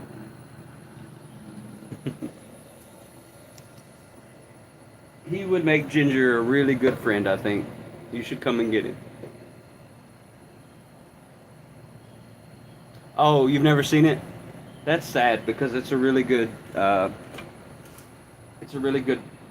energy drink. It's no sugar. I don't have a sponsor obviously, but it's no sugar. It's there's a version of it that helps with supposedly helps with burning body fat. It's called Rainstorm. That one's my favorite, but it's harder for me to get. Uh, I don't know. It works really well. It's supposed to be fairly natural. This one is watermelon.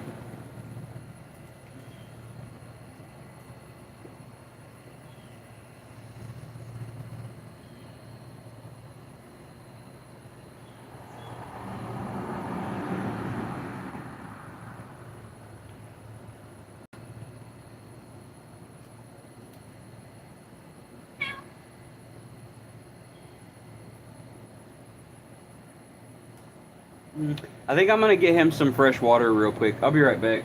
His water's probably kind of hot.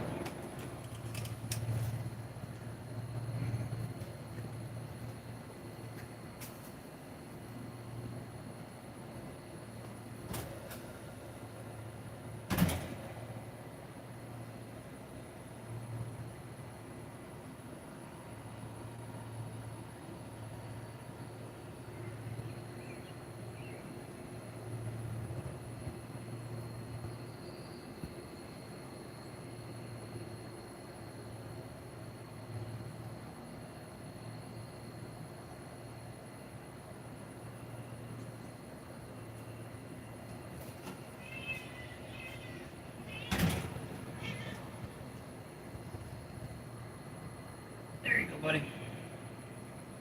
Nice cold water. I don't know where Little Bit is. Little Bit is another one that I raised. Oh, I hope he's not locked in the shed. Let's go on an adventure. I was in it earlier. Me in there or not?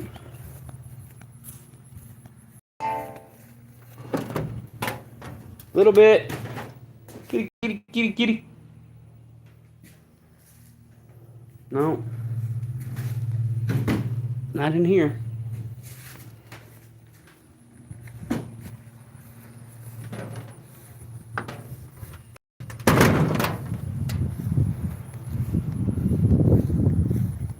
Good. That was kind of scary.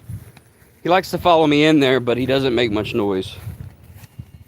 So he's gotten himself locked in there a couple of times overnight.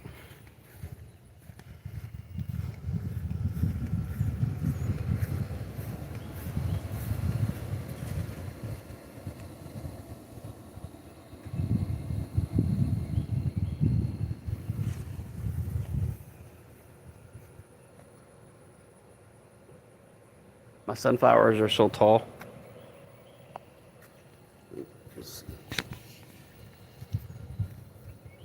I'm about 5'5", 5'6". My sunflower is about 10.5 feet tall.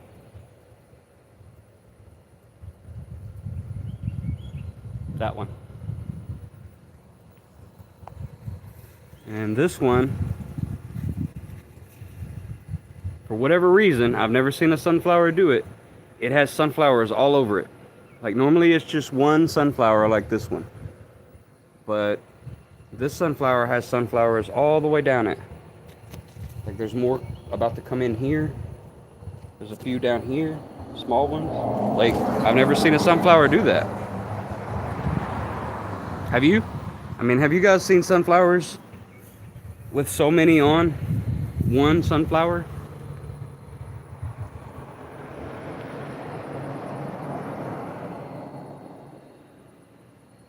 That's one sunflower.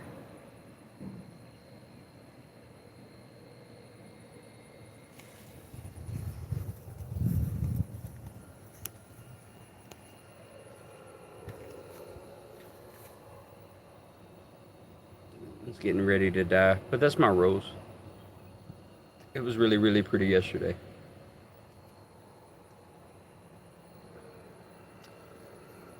And behind here are the morning glories. I'm trying to teach the morning glories to grow up on the porch and cover the fence. You've seen it? I've never seen it before.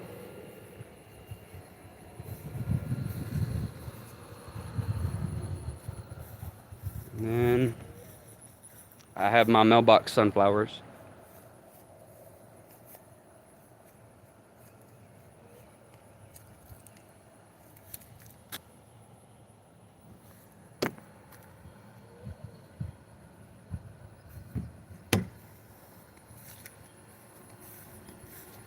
I don't know, I've grown sunflowers for a long time and I've never ever seen sunflowers like that. And then I have this one. It's a new flower that I'm trying this year. It's not finished blooming yet. It's gonna bloom like that all the way up to the top.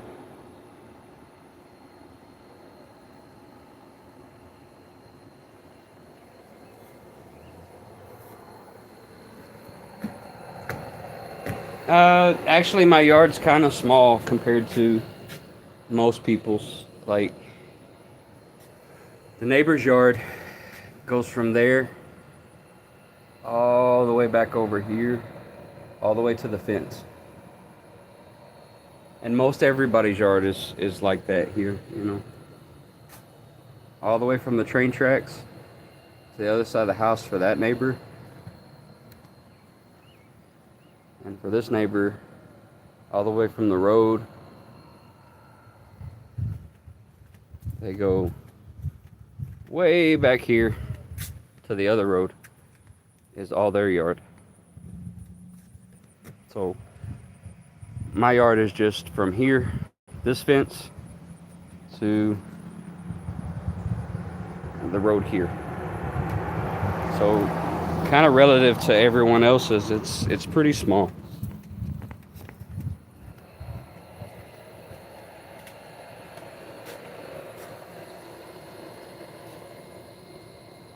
Yeah, they own it. Well, some do and some don't.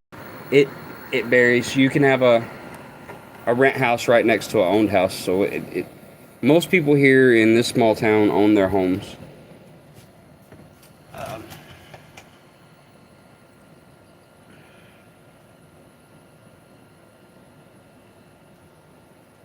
Some people, not most. I don't know how to quantify that.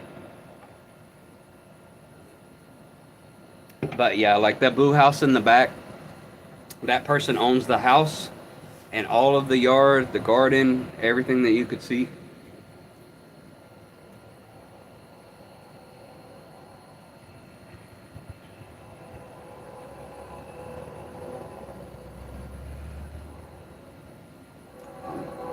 So that doesn't make sense to me sometimes too. Like there's enough room on some people's property that you could put 2 or 3 houses and, you know, give people homes.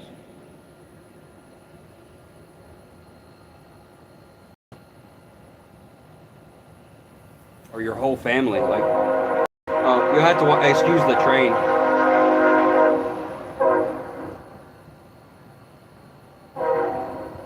Hey, do you guys want to see my town? Yeah. Vegetables and fruits. We could go for a ride and check out my town. if you guys have time to join me.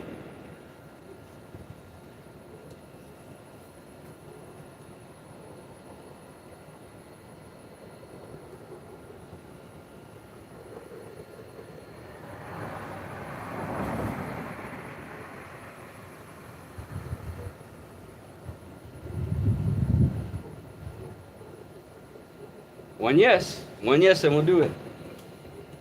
If not, I'll sit on my nice little porch. It's up to y'all.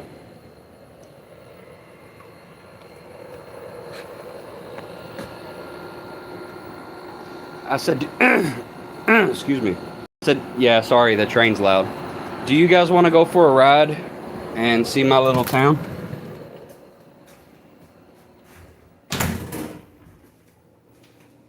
We can ride around and I can give you guys a tour of small town America.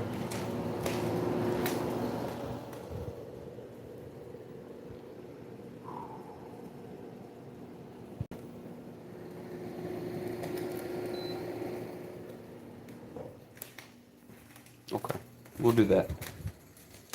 I need keys.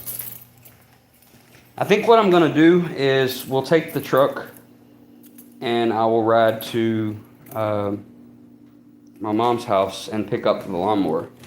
With the lawnmower, I'll be able to get maybe a little closer to things. We'll see.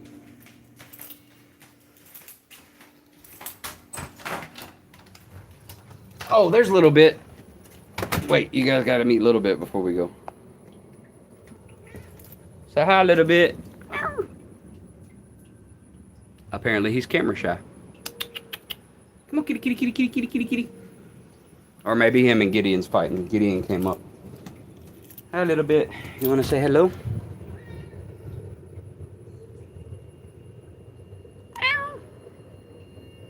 I didn't think he was gonna make it. He was almost dead when I found him, when my brother found him. And I nursed him back to health.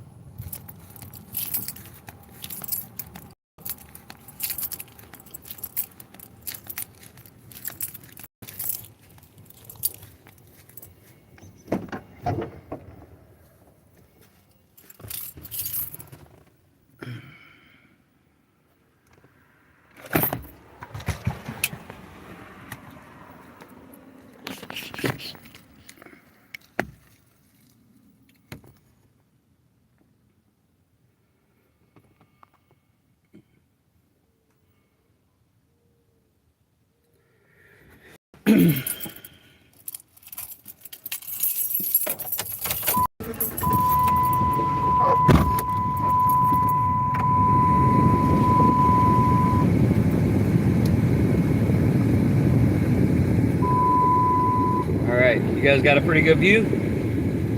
Or should I adjust it? Tell me now.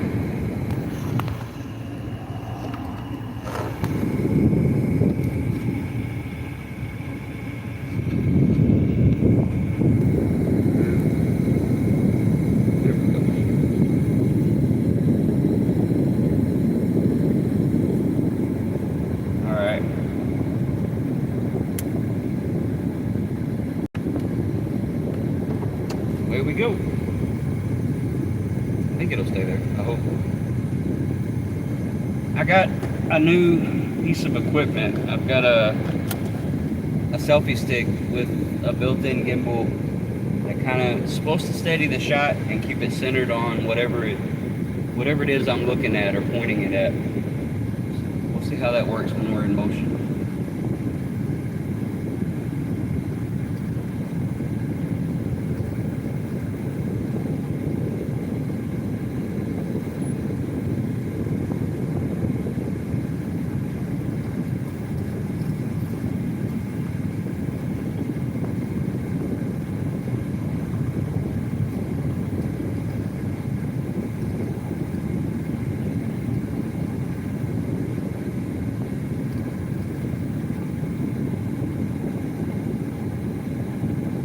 This is my neighborhood.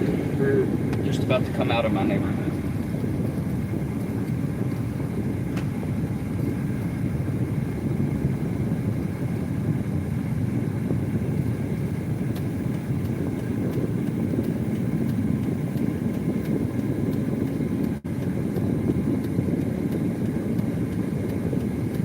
Oh yeah, nice and green.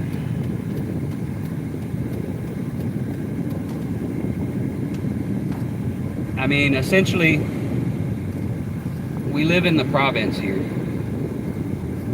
We don't live in the big cities. Like, we're far, far, far away from Hollywood.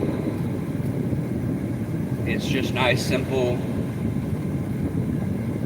province or country living. Today is Saturday, so there's not much traffic. Whoop, there you guys go. There's not much traffic. Everything's really slow.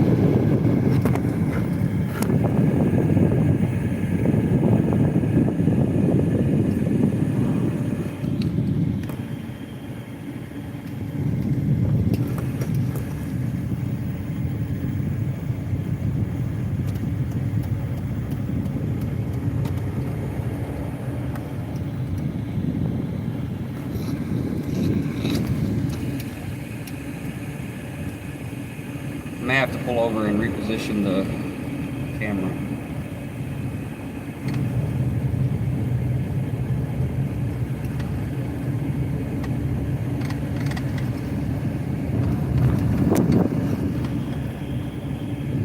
The train. Yeah, it runs right through the middle of town. It's very, very loud.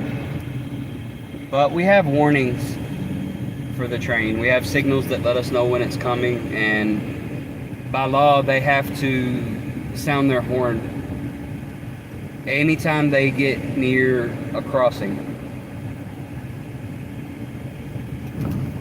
So it's usually pretty easy to manage the trains.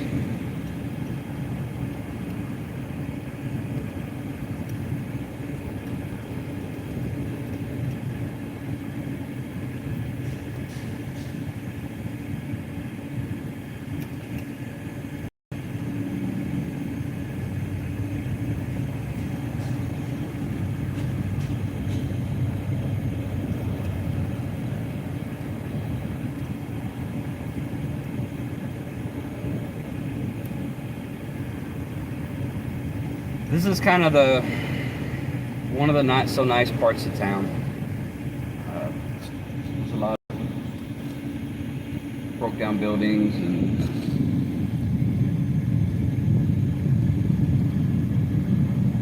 things like that through here. Government housing. But it's still not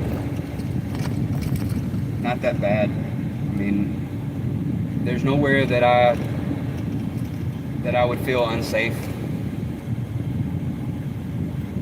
There's not really a bad part of town. It's just not kept up as much. Saturdays are for mowing yards and getting caught up. How's it going, bud? Let's buy groceries. Not long. I have 3 grocery stores that are within 15 minutes of me driving, and you can get pretty much anything you need there. There's not everything that you would want, you know, it's like anywhere else, small towns, but we have everything that you would need.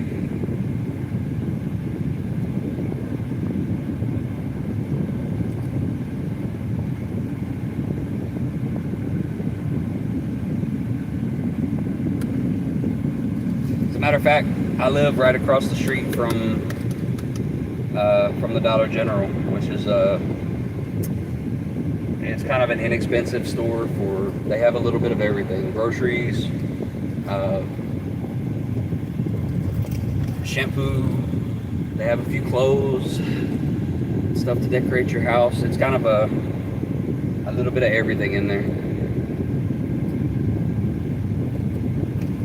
I think we're about to go past it in a second. I'll turn the camera towards it.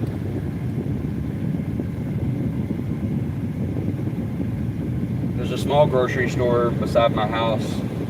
I don't really like it. The people that own it now kind of turned it into something that it's not supposed to be. There's a lot of gambling in it now, and they have very little food. They make all their money off of gambling and vapes, and it's really sad to see it turned into that. Because it used to be our market, and so the grocery store is coming up here.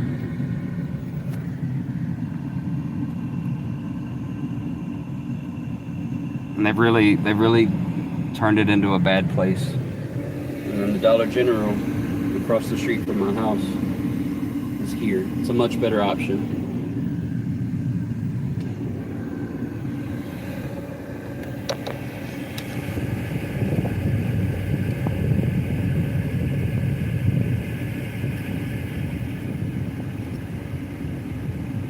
I knew the man that owned the grocery store. When I was growing up, he was always helping out the community, and he was the chief at the fire department. Like, he was a real, he was a pillar of the community. And when he passed away, his family sold it to a person that is one of the worst in the community. And then he sold it to some people that don't care about the community at all. They were completely foreign to our way of life here, and they turned it into just a horrible experience. This town used to be really special, and I mean, it still has special parts, but there's just been so much stuff come in here that's, you know, a lot of it's ungodly, and a lot of it is that people just don't care, and they let it kind of go down.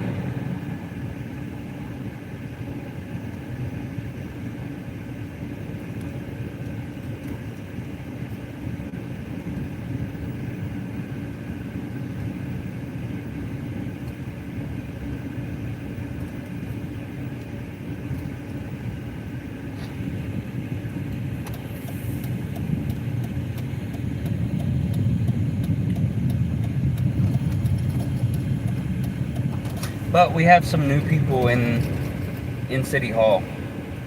One of my friends is the mayor now, and she's she has a really good head on her shoulders. And I'm hoping that with her leading, maybe things will change. It would be nice to come home to visit from the Philippines and see things like it used to be.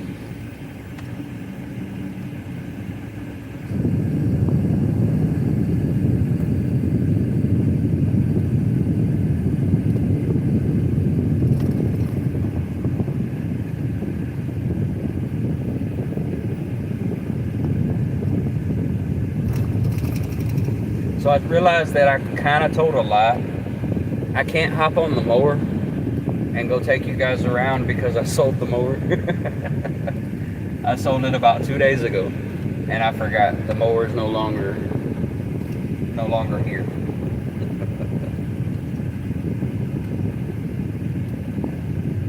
That's the thing. Like, you're talking about no kids playing outside. That's one of the things that makes things not so good sometimes. Like, everybody's inside on their phone, or they're playing games. We have one kid right here. Hello. And every once in a while, you'll see one doing something like that. They're riding dirt bikes and four-wheelers. But I guarantee you, if we go to the park, you're going to see very, very few people there. You might see a family, but there's no community anymore. Everyone's inside watching TV, playing on games and computers, and, you know, used to be we would get together at the park and have community events. but they don't really exist anymore. It's sad. It's one thing that we look at, like those of us that look at and admire the East, is the family that the concept of family that you guys have, that we as a society have kind of forgotten.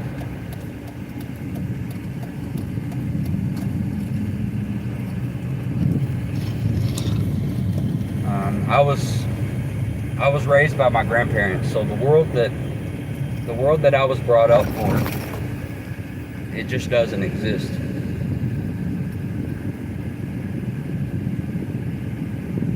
Here.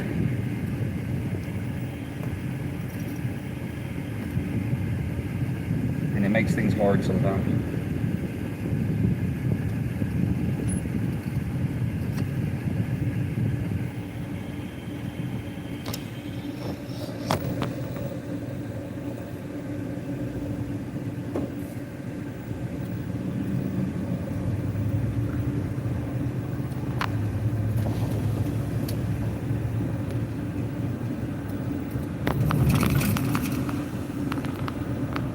We'll take a ride by the park. I'm kind of curious now.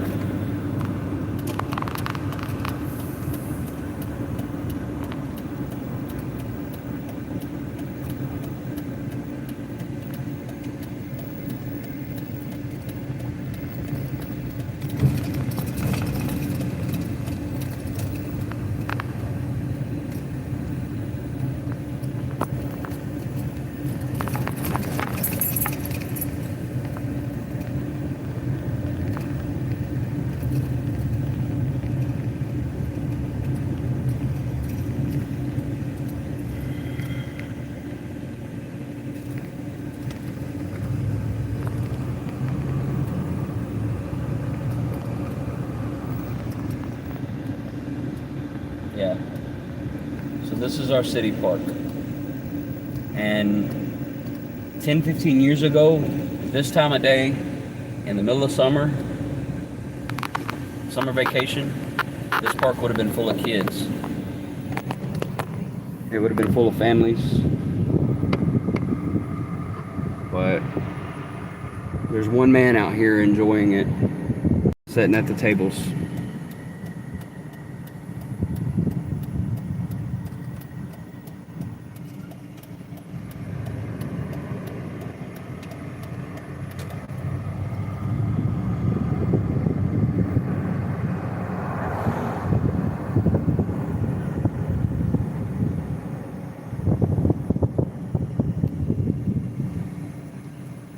I mean, I come down here to work out sometimes,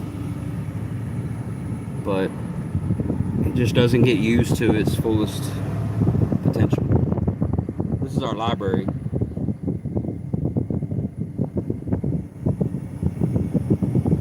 And they're considering closing that down because no one goes there.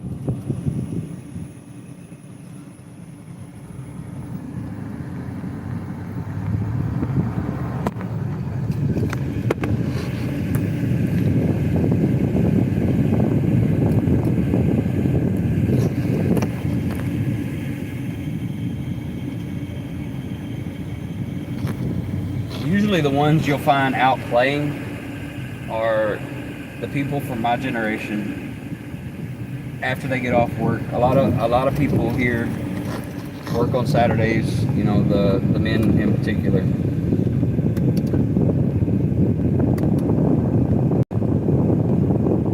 No space, yeah.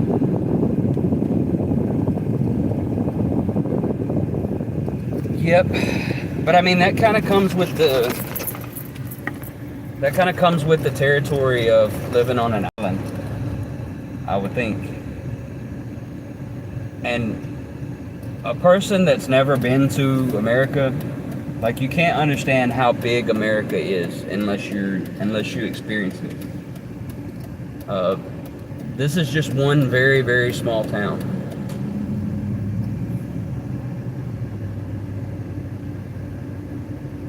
There's places you can go that you don't see anything but sky and land for hundreds and hundreds and hundreds of miles.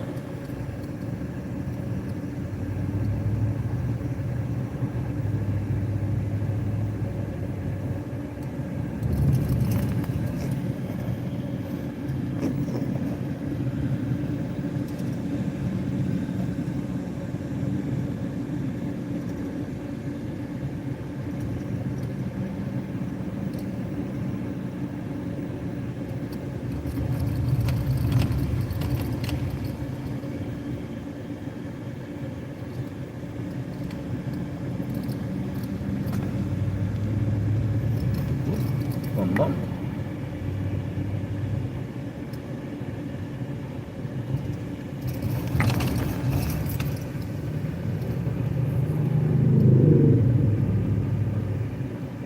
But as you can see, we have all this space, but we don't use it right.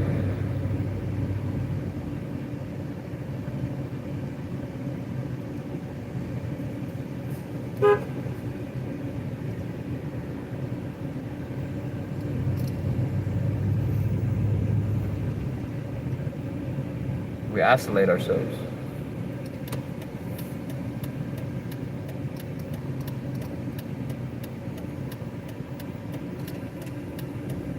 All these big yards, like you pointed out, there's no kids playing in the yards.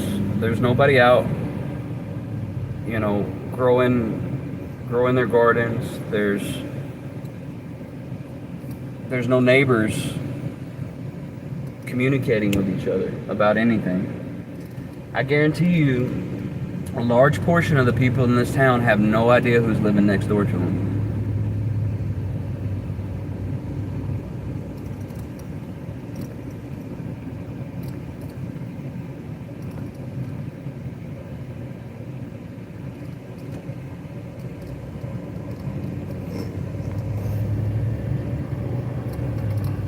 And even less people know who's living 2 houses down or 3 houses away.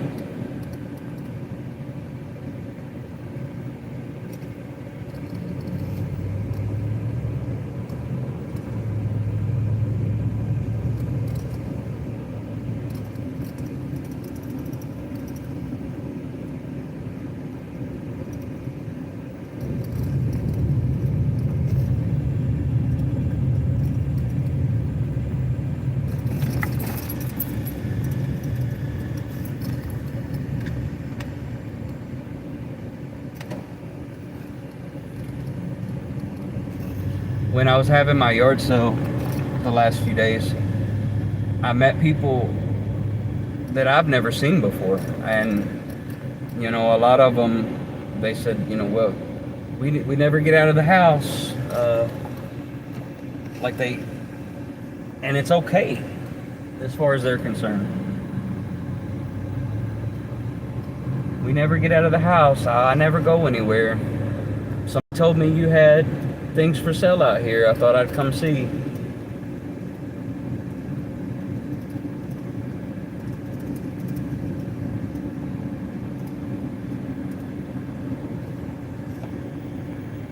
It's beautiful, but there's a sadness that underscores it all.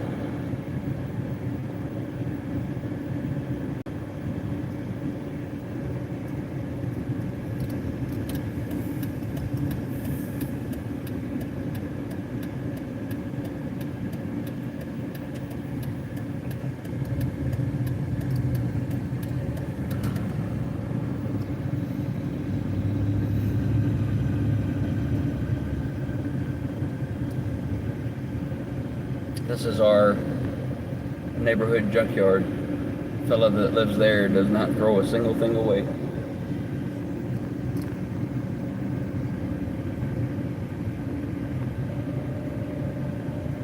Yeah. The silence is really, really loud sometimes.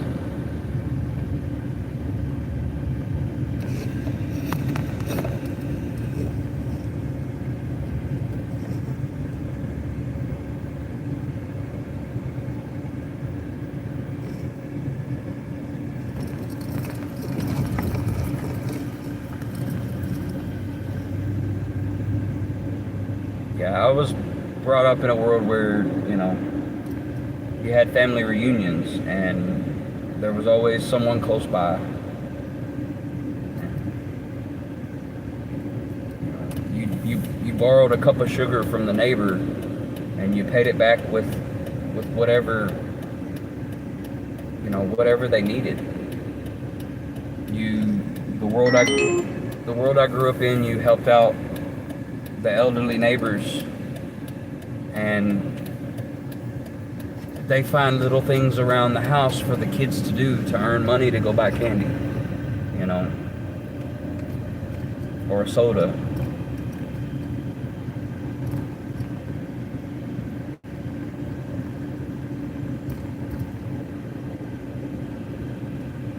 I don't ever remember being super hungry as a kid.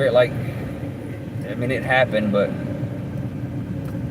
you'd walk around town and somebody would be cooking, or they'd hand you ice cream. You and your friends would run around and somebody would give you something to drink.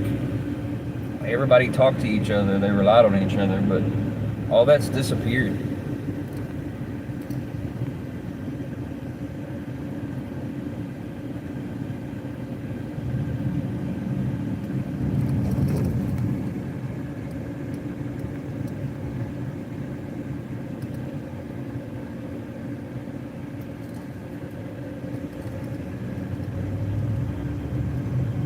But I kind of feel the same way about the noise of the places I'm going to be.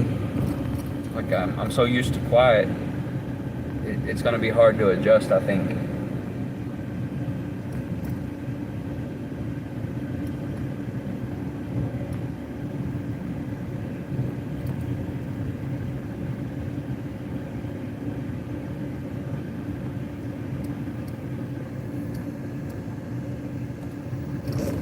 There's the train.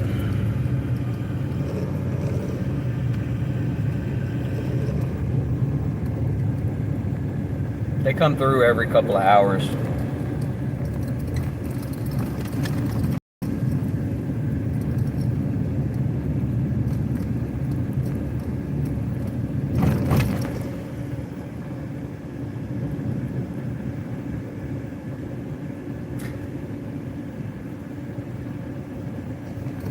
The only bad part is they have to blow their horn. It doesn't matter if it's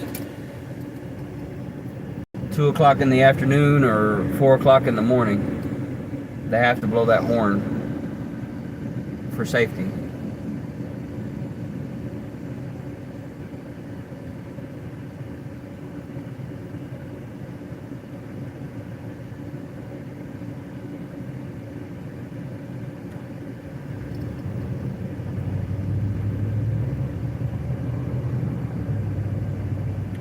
I'm gonna pull over and readjust you guys, and then we can we can travel out of town a little bit. I've pretty much got everything done at the house. I just need to clean next week for the new renters and do the yard. I've got a few more things I've got to pack, but it's not gonna take long.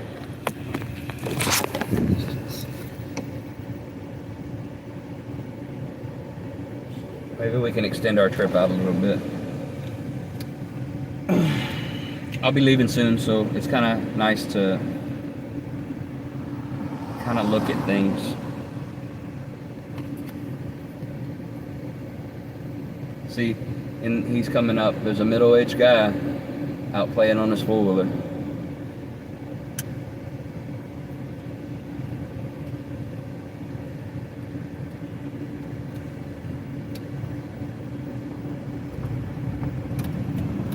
Alright, we'll go out of town.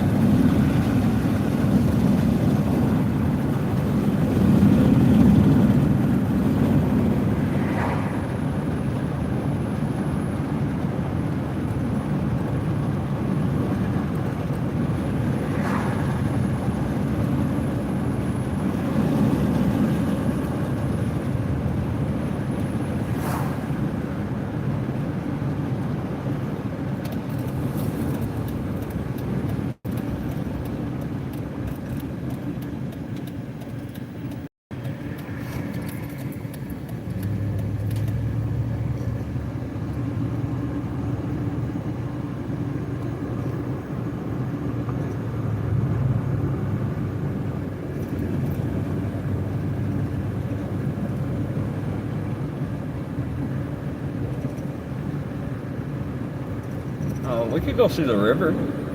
Really close to the Mississippi River. We'll be there in about probably less than 5 minutes.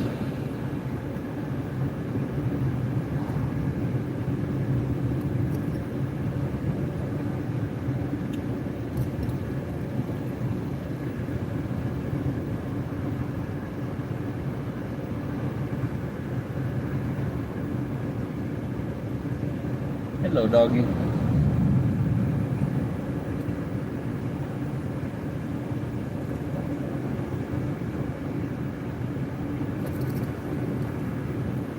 What is the biggest river where you're from? You can put it in the comments. The biggest river. Tell me the name and think of how big it is.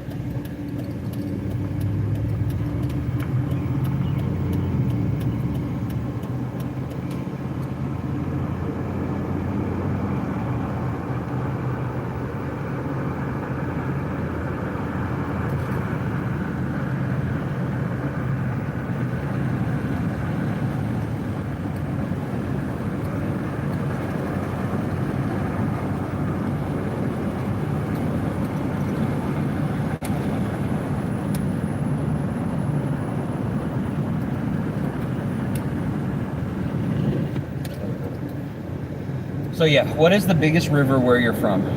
Tell me the name of it, and try to picture it. Keep in mind how big it is. We're gonna go see the Mississippi River.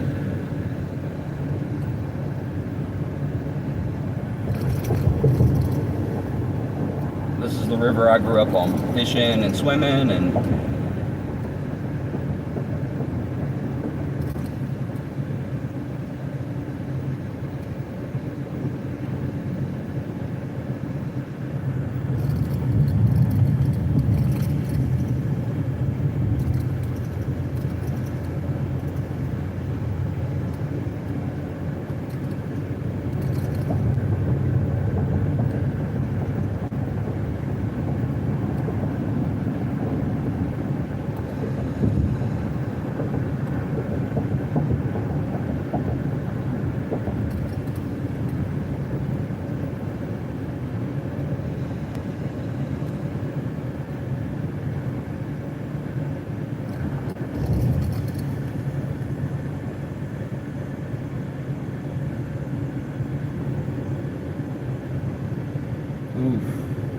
I'm gonna have to have a whole language lesson to be able to pronounce that.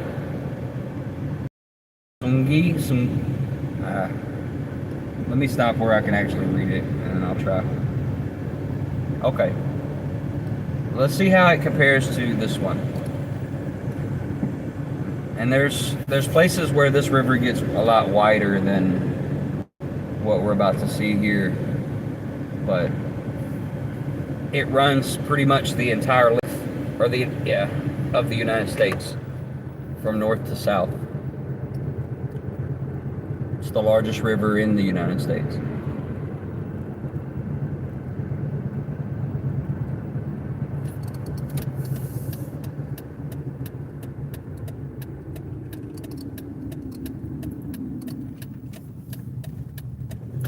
They do tours up and down this river.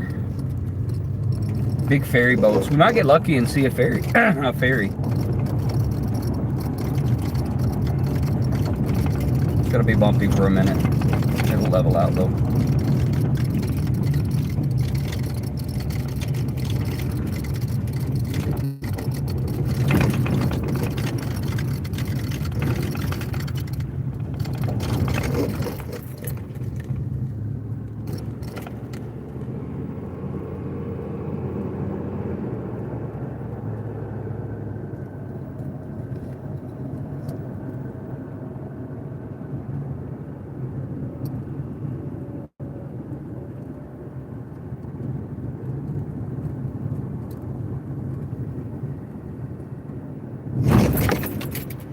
couple of potholes out here.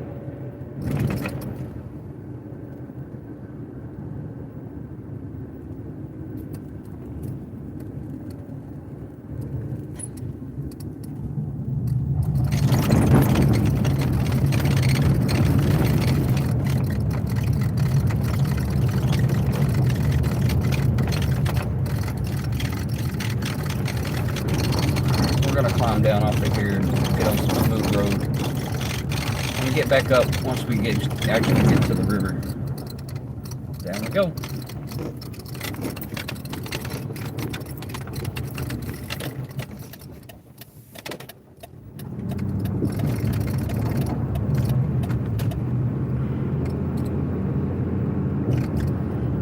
All right.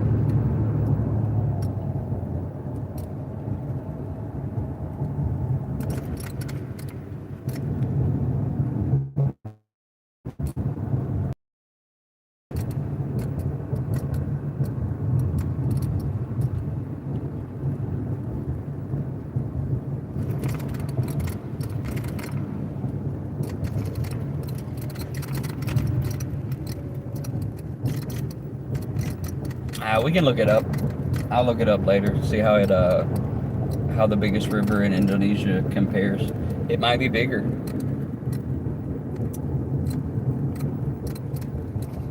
But this river is kind of special to a lot of people here. You know, we grew up around it.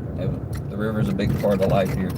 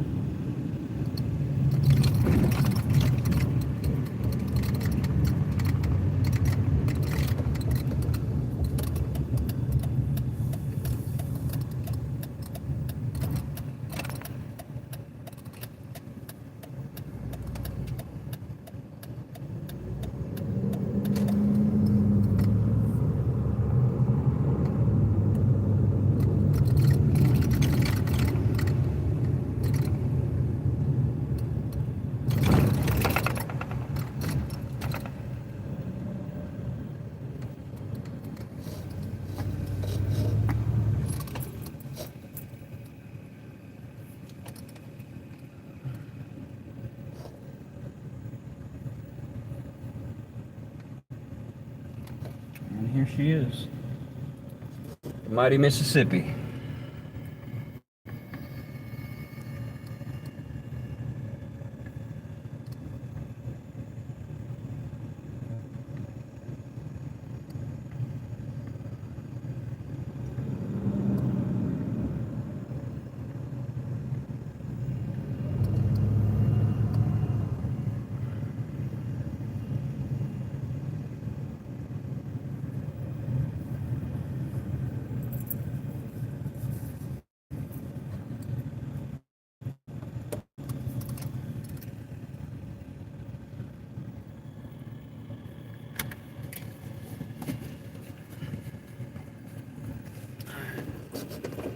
We'll go see what we can see.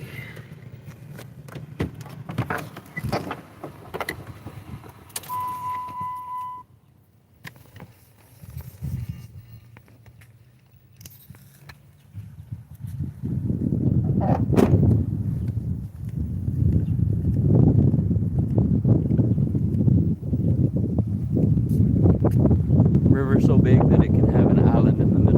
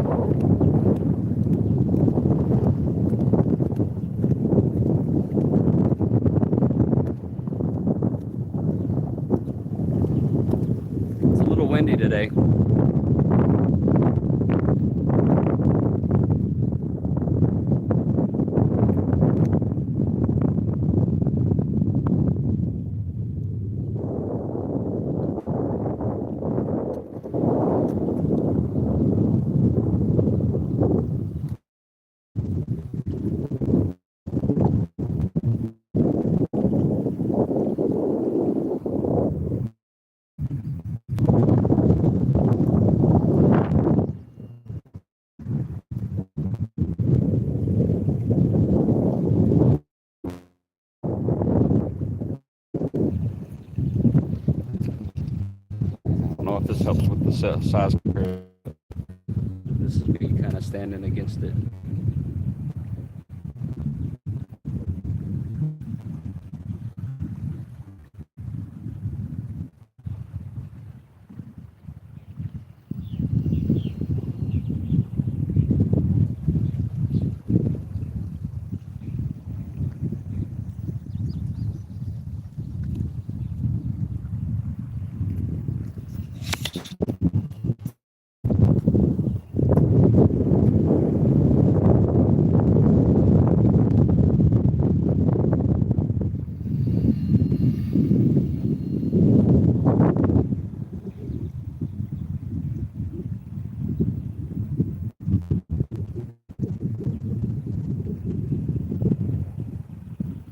There's a spot down here with a better view. We can go check it out.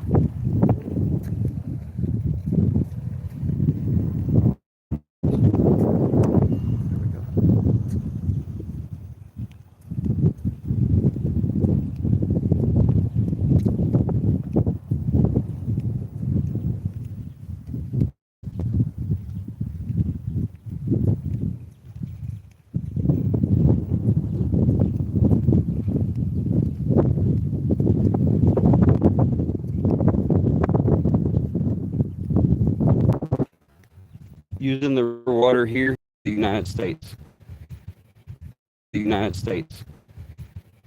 And it gets really dirty. It picks up a lot of trash. We'll go, I think there's a place down here where we might get a better view with the camera, the selfie stick. Let me see.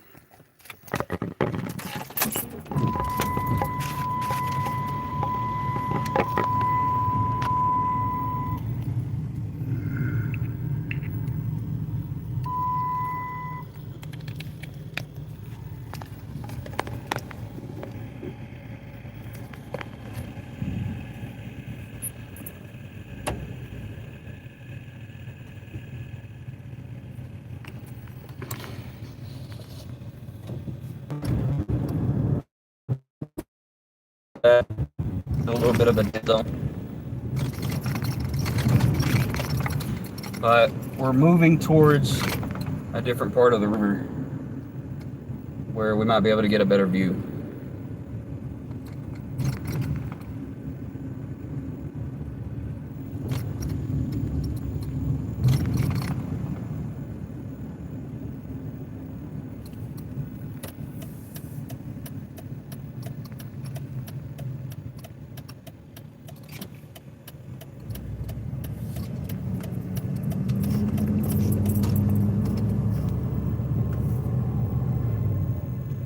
Up we go. And immediately down.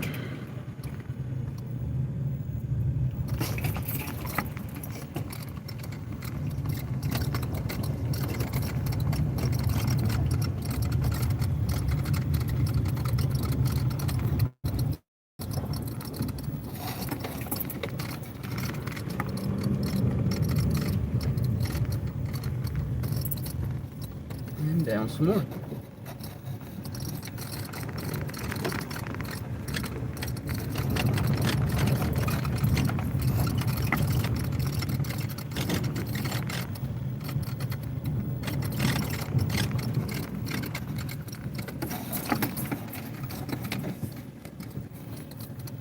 Yeah, we can get right on the river here.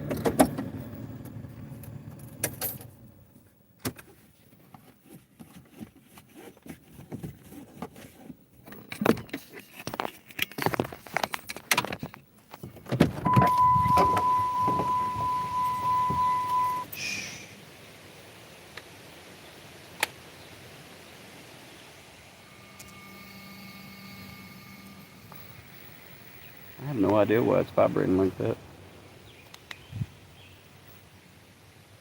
Alright, maybe it's calibrated now. I think it was calibrating.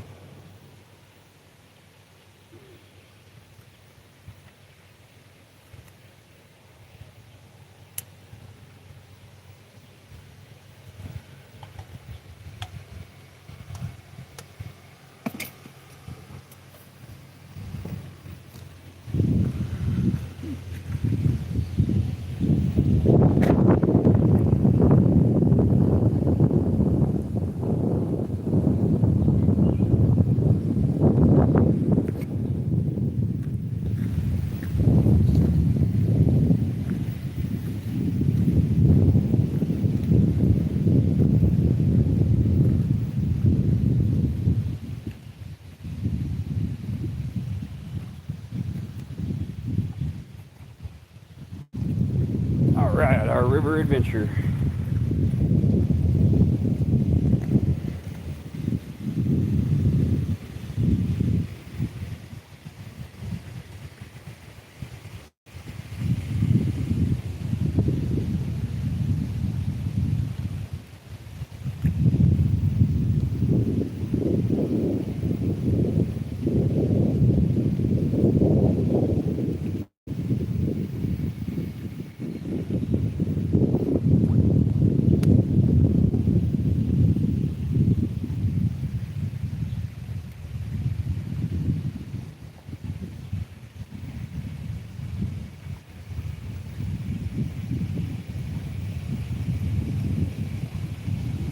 I don't know how well the scale of this river is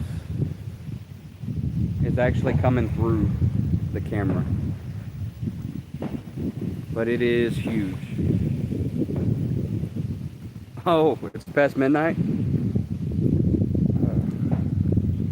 Get you some sleep. The live will be here tomorrow. You can go back and pick up where you left off and rewatch it.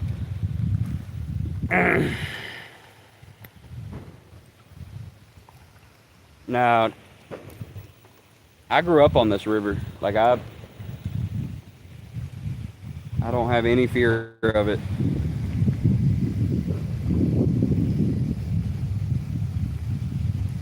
I respect it. If you lose respect for this river, it'll hurt you. But I don't have any fear of it.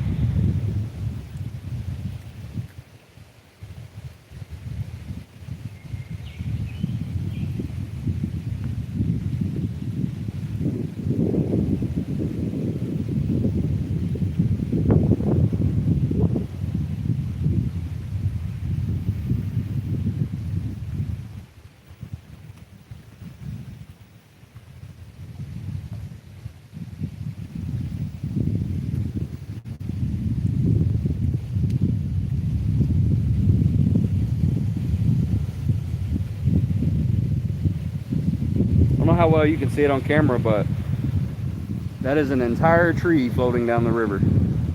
Just a part of it sticking up.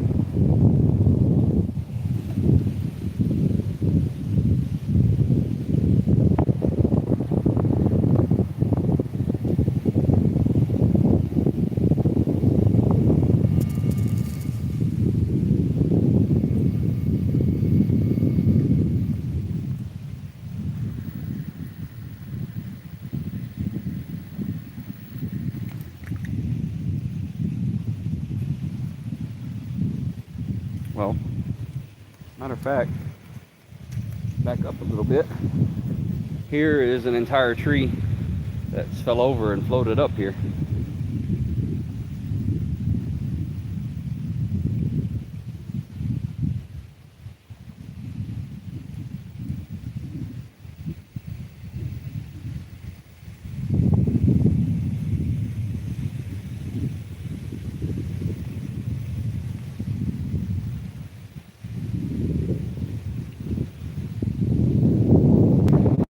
Alright, I'm not sure why that closed down, but we'll fix it in the editing.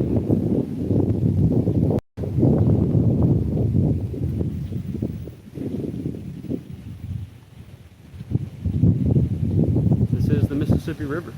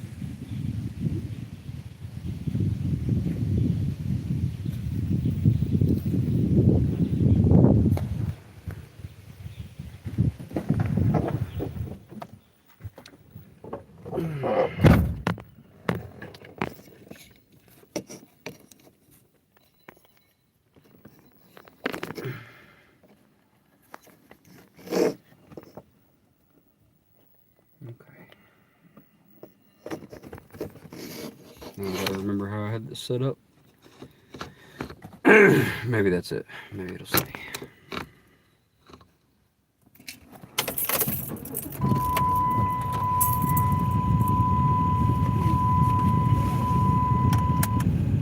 How long have we been going now? About 3 hours? Might be time to call it a day on this live. But, you know, if you guys want to see some more, just let me know. Hey, what's going on, Mr. Doug?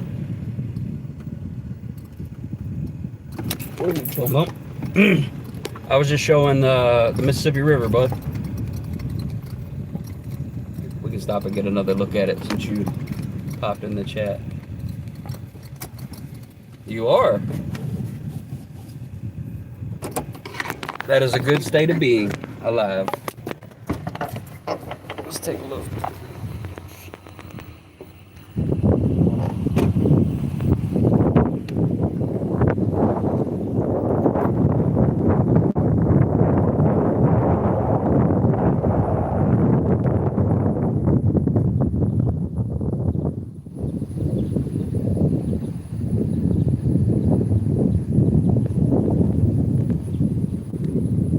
Mighty Mississippi.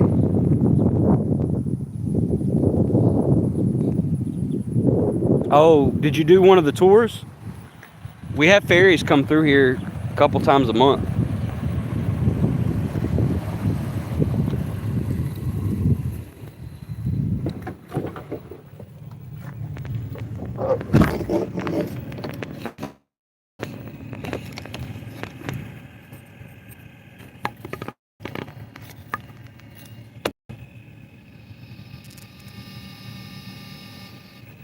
Oh, when you were a kid? I have no idea what's going on with my stuff here.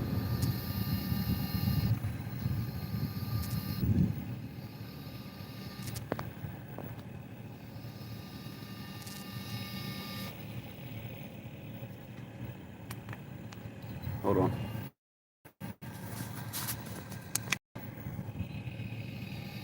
Yeah, I don't know what's going. I don't know why it's doing that. My phone.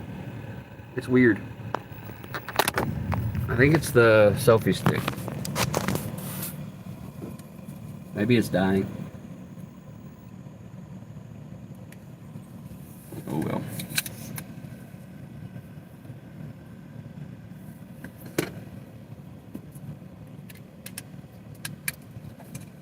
Yeah, this was supposed to be a look what I'm packing for Cambodia type video, and it turned into let's go explore the town and the river type video.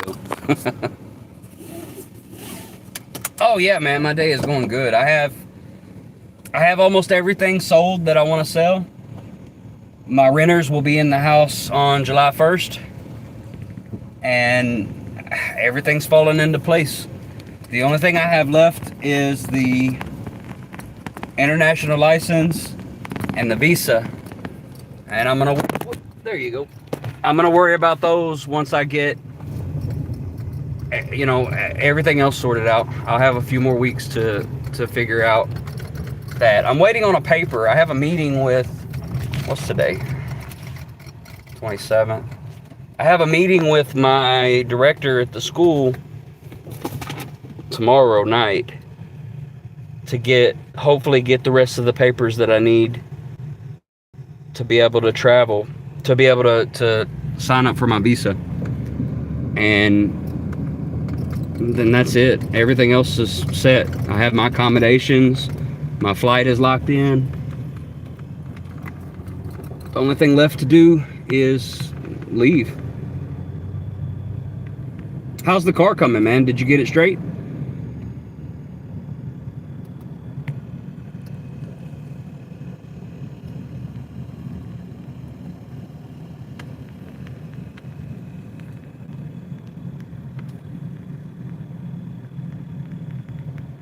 Nice.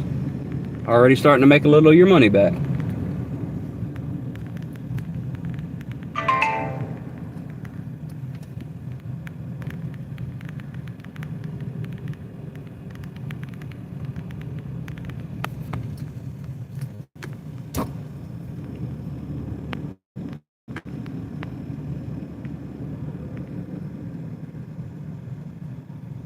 more to fix. Even after all that work you did, what's left?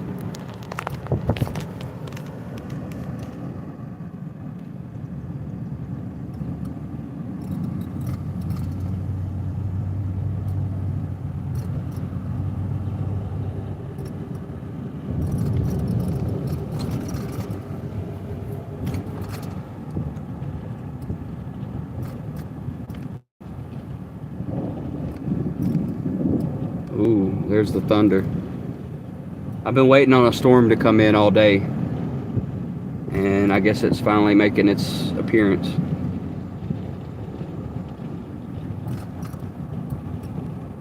Clutch, rear main seal, a few other little things. Okay. But it's good to drive with the...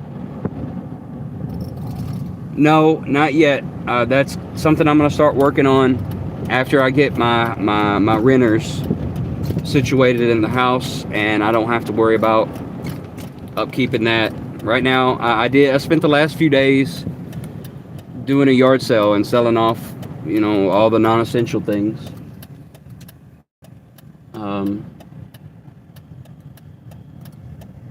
Kind of, I don't know. I wanted to record more of it, but it was a bigger job than I anticipated. Basically whittling down my life to the bare necessities, and then not to mention running the yard sale itself for 3 days. I took a few pictures. I may make a video that kind of shows the stuff that I sold, but I didn't get in any of the interactions from the sale itself.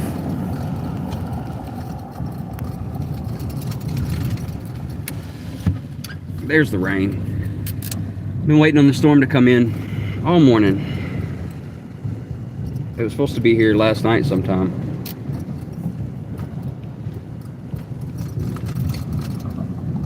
We need it. My garden needs it.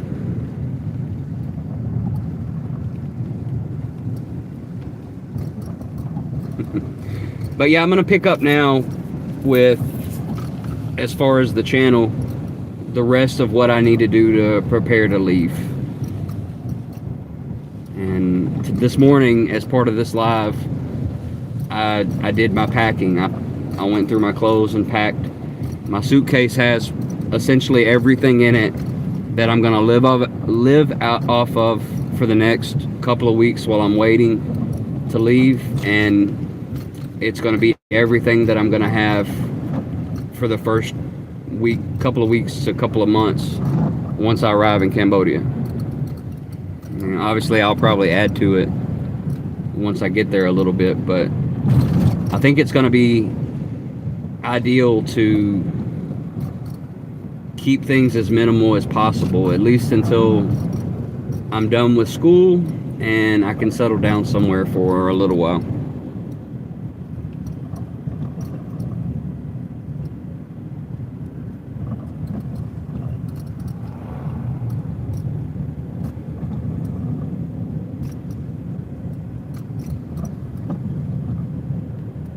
Let's see if this will right up here.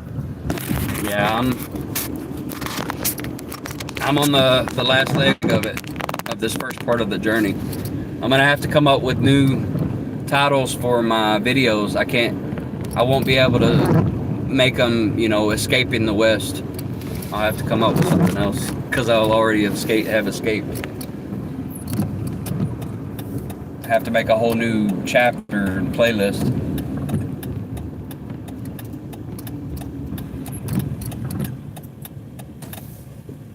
It'll be, instead of escaping the West, first steps, maybe, I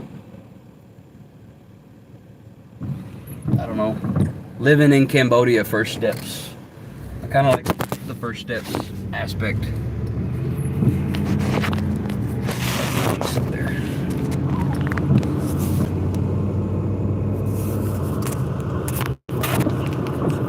Yep, great effort.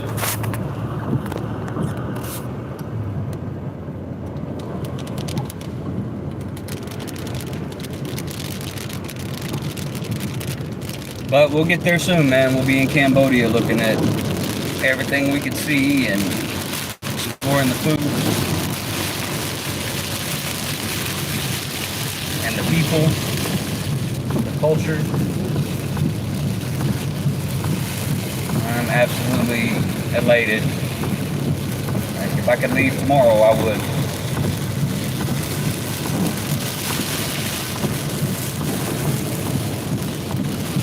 And it seems like everything has just fell into place for it. It's you know, it's almost like the Lord is opening up all the doors that I need to make this happen. I have people supporting me here and backing me in ways that I couldn't have even imagined, and everything from selling the things that I don't need. Like in a couple of days, I managed to get rid of every unnecessary thing that I didn't need, big and small.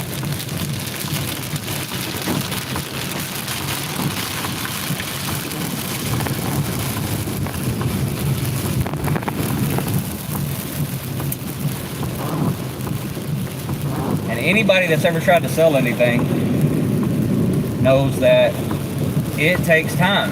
You can't just, you know, throw stuff out there and everybody comes and gets it. Like,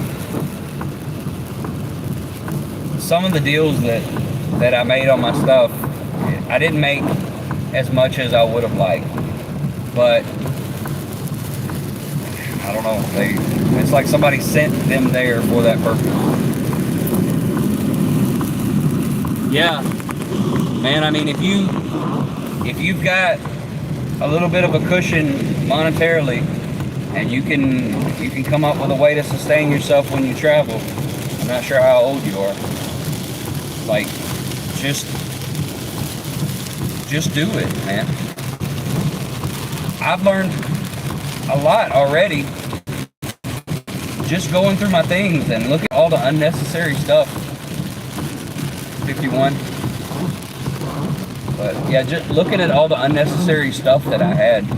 Even if I changed my mind right now and I decided to stay here, I think living the way that I've set myself up for, getting rid of all the extra stuff, canceling subscriptions, like, I think it would be a lot better way to do it. No, man, I'm gonna take the jump. Stay with me. And there's other people on YouTube. Mahoney Travels. I don't know if you've seen him.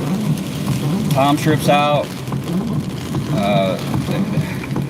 There's just, I can't even think of all of them. Like, there's so many people that kind of lay it out. I haven't seen very many people do it from the beginning like this. You know, we're just taking the time to see the ugly parts, the messy house, the messy life while you're transitioning. But there's people that lay it out after they get there. You know, hey, this is what happened. This is why I did it. And I don't know, man. Sometimes you have to just take a leap of faith and see what happens. Yeah, getting rid of the anchors, 100%. It hurt. Like, I felt a certain way when I started seeing things go. Things that I attached to, you know, like my tools. I sold almost every one of my tools. And on some level, that, I guess, was a part of my identity. Because it stung when I sold my pack-out kit. And also my guitars. I either gave away or sold all of my guitars.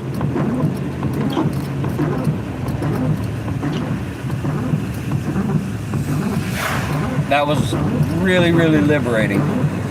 And it, you know, it's stuff that I felt attached to. And as everything started to go away, I realized that I didn't need to be attached to any of that stuff.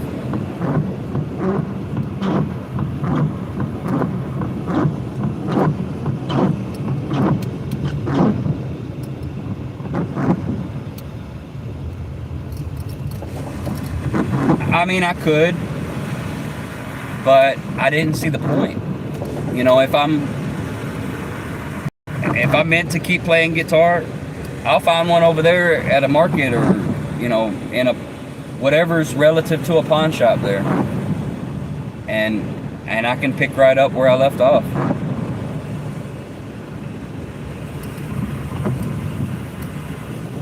I need a handful of clothes and some things to help me feel comfortable while I'm transitioning, like, you know, certain types of shampoo and soap, or like a supply of bug spray and sunscreen, some snacks, you know, just stuff to help me get past the first 100 days while I'm adjusting.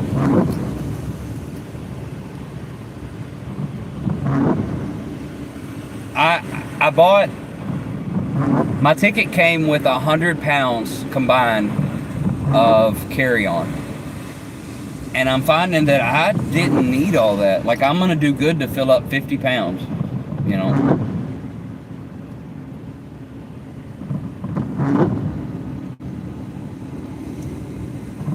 When I break everything down to what's actually necessary, I've got clothes for work when I get there for teaching. I've got clothes to relax in and walk around town. You know, a good pair of dress shoes for work, tennis shoes, and flip-flops. I've got a hat, a wide brim hat to kind of help block out some of the sun. And my stuff for vlogging is essentially everything that I'm going to take. Like I said, I'm going to add a few things for comfort on the plane that I didn't have before. I've got those coming in the mail they should be here by the 1st. And beyond that, I'm just going with just what I need. And I figure when I get there, the Lord will provide whatever else. I'll run across it, you know. The Grab apps, I'm going to download in the next week or so. It's kind of like Uber there.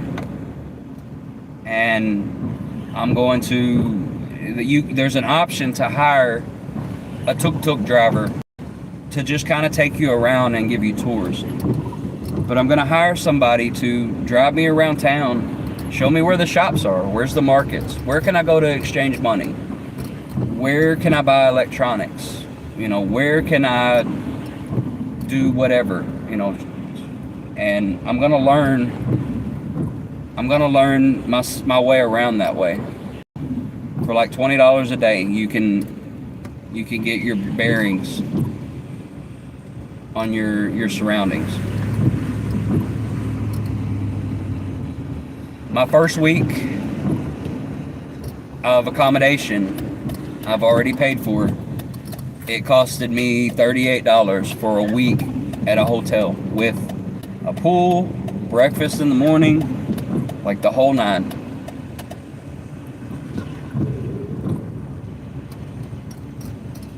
At the end of that week, I can decide if I'm gonna stay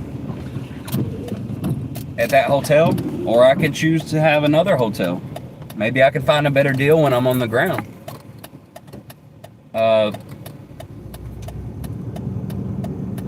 When I figure out where I'm gonna work, I can look around that school and find a home, you know, an apartment, a bungalow, you know, for the prices that I'm looking at is between $200 and $300 a month for rent at these places. Like I'm good with a local style house, as long as I have the option for air conditioning.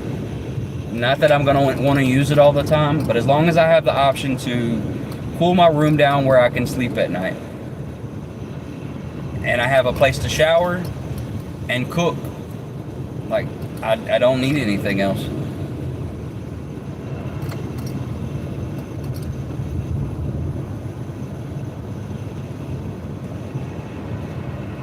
I have no intention to go to Cambodia and try to live like an American. When I get there, I want to brush off as much of the American mindset as I can, as quickly as possible.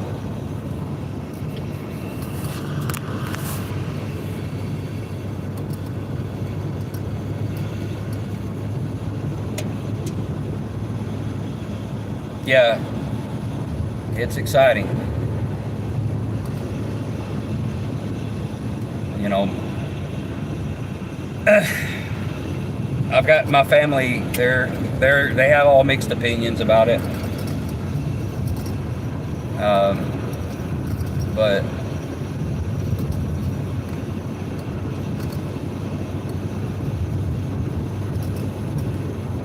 I don't think I'm gonna be sad when I leave. I'm not gonna be boo-hooing at the airport. Well, you know, I'm gonna have a big group that's gonna come. So we got they have my mom and them. They gamble a lot. So they get offers from hotels that are pretty close or inside of casinos, and it just so happens that they got an offer from a hotel down in Mississippi that's really close to the airport, and they're going to be able to get several rooms. So a large portion of my friends and family are going to go down there to the casino and hang out the night before we leave, and then we're going to get up and go to the airport pretty early. So we're going to have like a big send-off there at the end. But I still, even with all of my family surrounding me, like, I'm going to miss them, but I don't think there's going to be the sadness like they anticipate.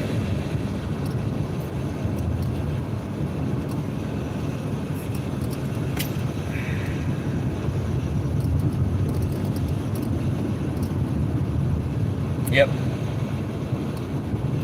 I don't gamble, but they have pretty good food down there. But yeah, that is the way to do it. Just do a big send-off, and, you know, everybody can just be there as I go.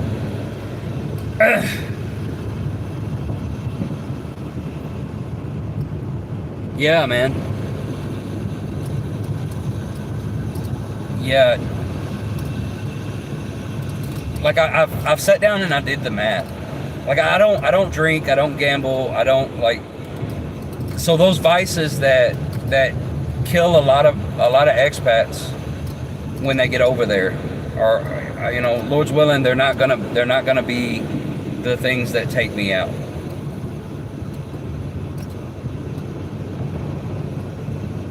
You know, I live modestly. I try to eat relatively healthy.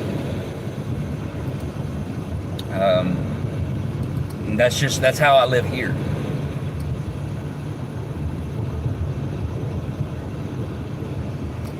Chicken and leaving for the whole, leaving what? Warehouse.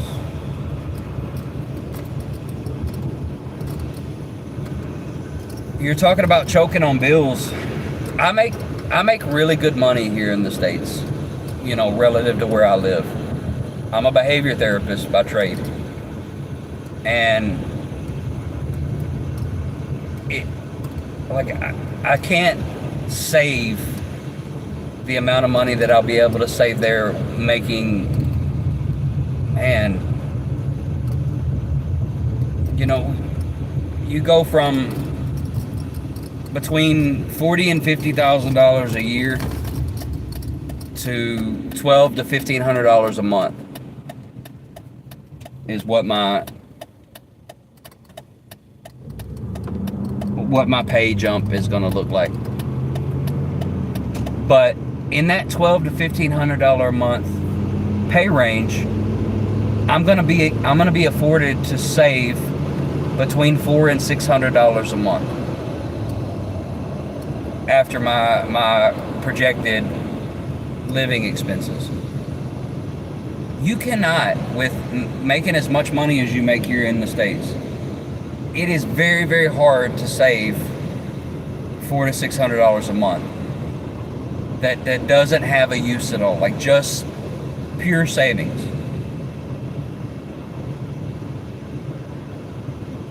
You know, I'm talking saving $400 to $600 after my eating expenses, after, you know, my living expenses, my bills are paid. This is pure savings. Investment and travel money, that's right. There's some places I want to see. There's some friends that I would like to meet in person. I would like to meet Ruth. I would like to meet April. You know, there's Sunshine Shoulders. He's another one. He moved to the Philippines several years ago, and he has a family there. I haven't checked on his channel in a while, but I told him even before I made this decision to go, I told him, I said, one day I'm gonna stand on Philippine soil and shake his hand. He was one of the first travel vloggers that I watched long time ago. If you haven't seen him, man, Sunshine Shoulders.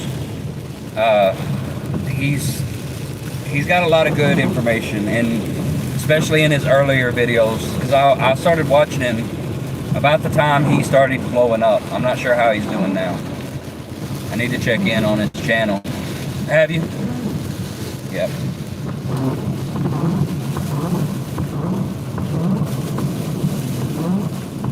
His videos, I guess, have kind of got lost in the algorithm, and I've been seeing other people that are more related to Cambodia and that whole decision.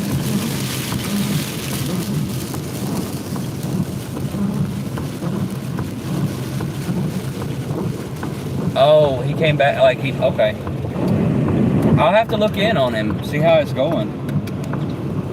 I mean, he was doing big things. When I last watched him, he had just built himself a house, and he had a beautiful wife, and the place that he lived was, I mean, it just looked amazing. I think, if I remember right, he's retired military.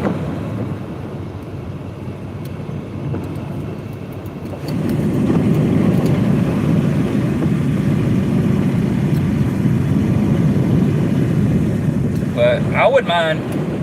He opened up a guest house for his viewers. I wouldn't mind. Yeah, it might be. I wouldn't mind going down there and hanging out with him for a weekend. Wherever it is that he lives at, I think it's Misam? No, Negros Occidental. I believe they speak Cebuano. I hear him greet people as he's walking down the street, and it sounds like Visayan.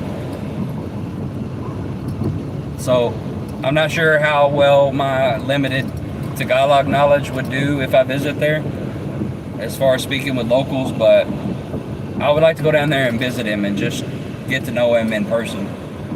Have a coffee with him, or, you know, a smoothie. And Mahoney Travels is another one. Like his outlook on life, his reasons for going are really, really similar to mine. And the process that he went through, you know, it's very similar.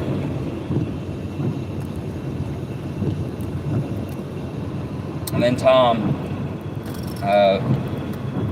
you know, I'd like to pick his ear about just the settling there. He's walking the same exact path that I am.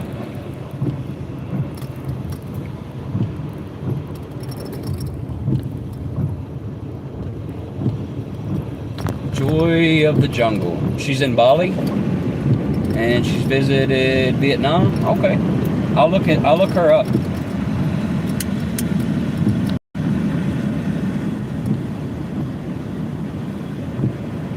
I think I may have ran across her channel when I first started watching YouTube. It sounds familiar.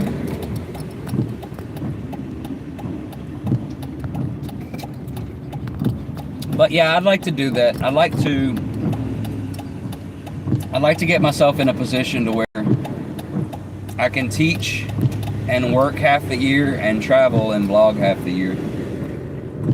And I'd like to get myself into a position to where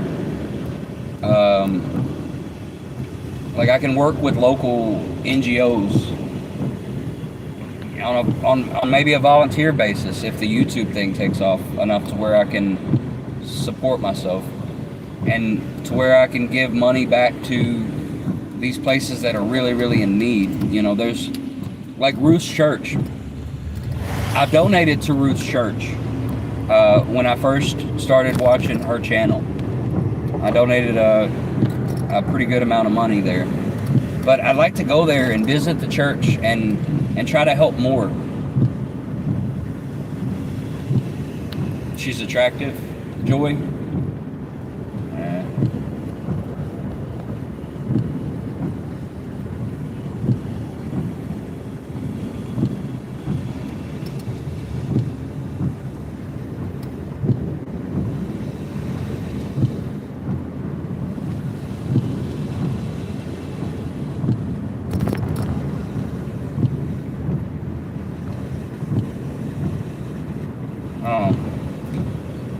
I can see all the ways that this journey is going to help me grow as a person, but I can also see all the ways that it's going to allow me to help other people. And, you know, I'm really looking forward for the opportunity.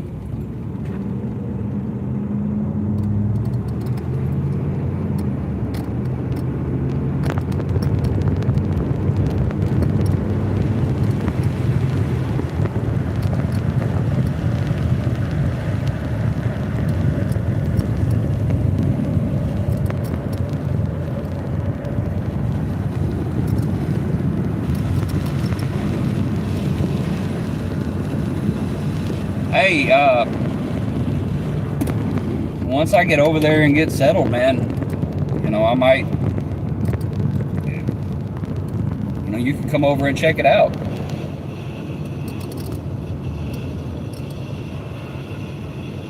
Take you a little time to see how you like it.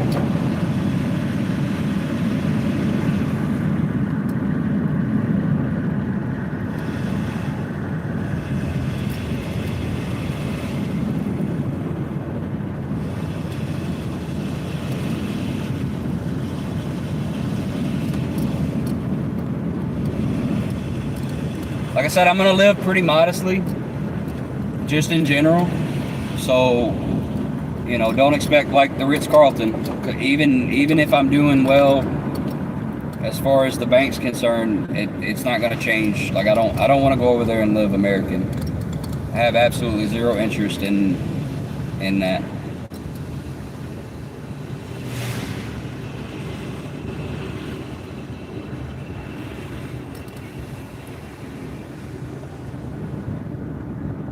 But for good friends and trusted followers, you know, there's a place on the couch. We can make a pallet on the floor. I mean, I'm known to give up my bed for friends and family, and you know,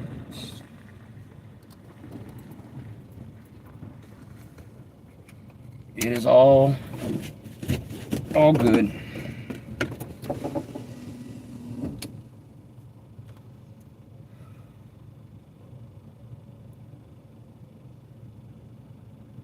How y'all doing this morning?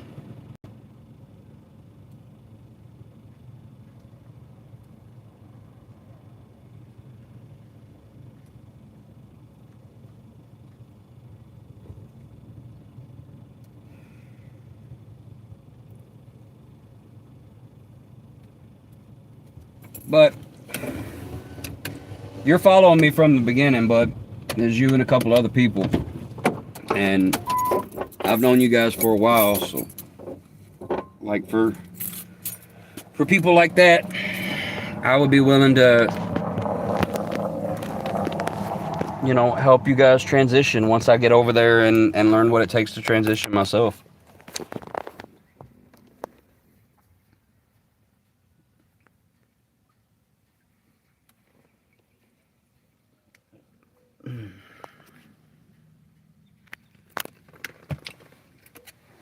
But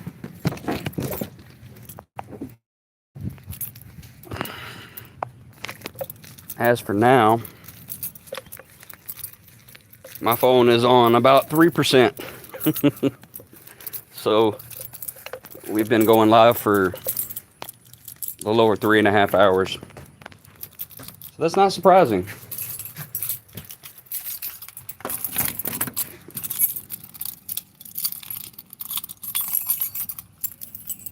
Oh, here you go. You weren't on, so maybe I got enough time to do this. But this is what your life turns into when you start to minimalize and declutter. Like, my house is an absolute wreck because I'm sorting through and deciding what's important. I'm still in the process. I have my bag packed.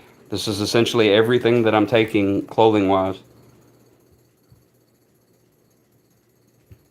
That one bag with a few little extra creature comfort type things that I'll take in another bag. Like I said, some stuff that will help me be comfortable on the long flight. But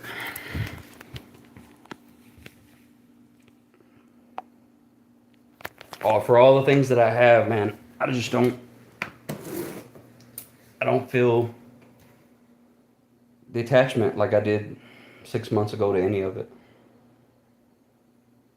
I've got the American dream. I've got the house literally with the white picket fence around it. It's just not what it's all cracked up to be.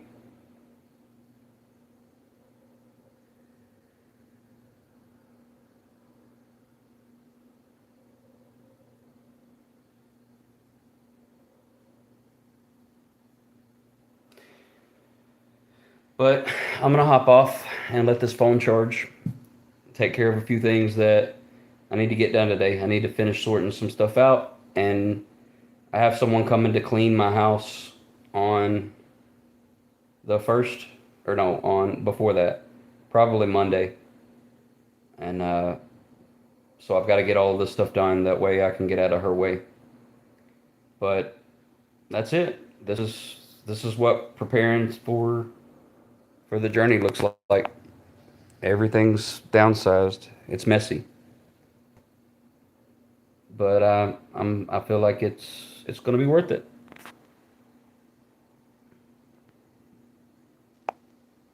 All right, man. Have a good one. Be blessed. Y'all, peace out, guys. Thanks for watching.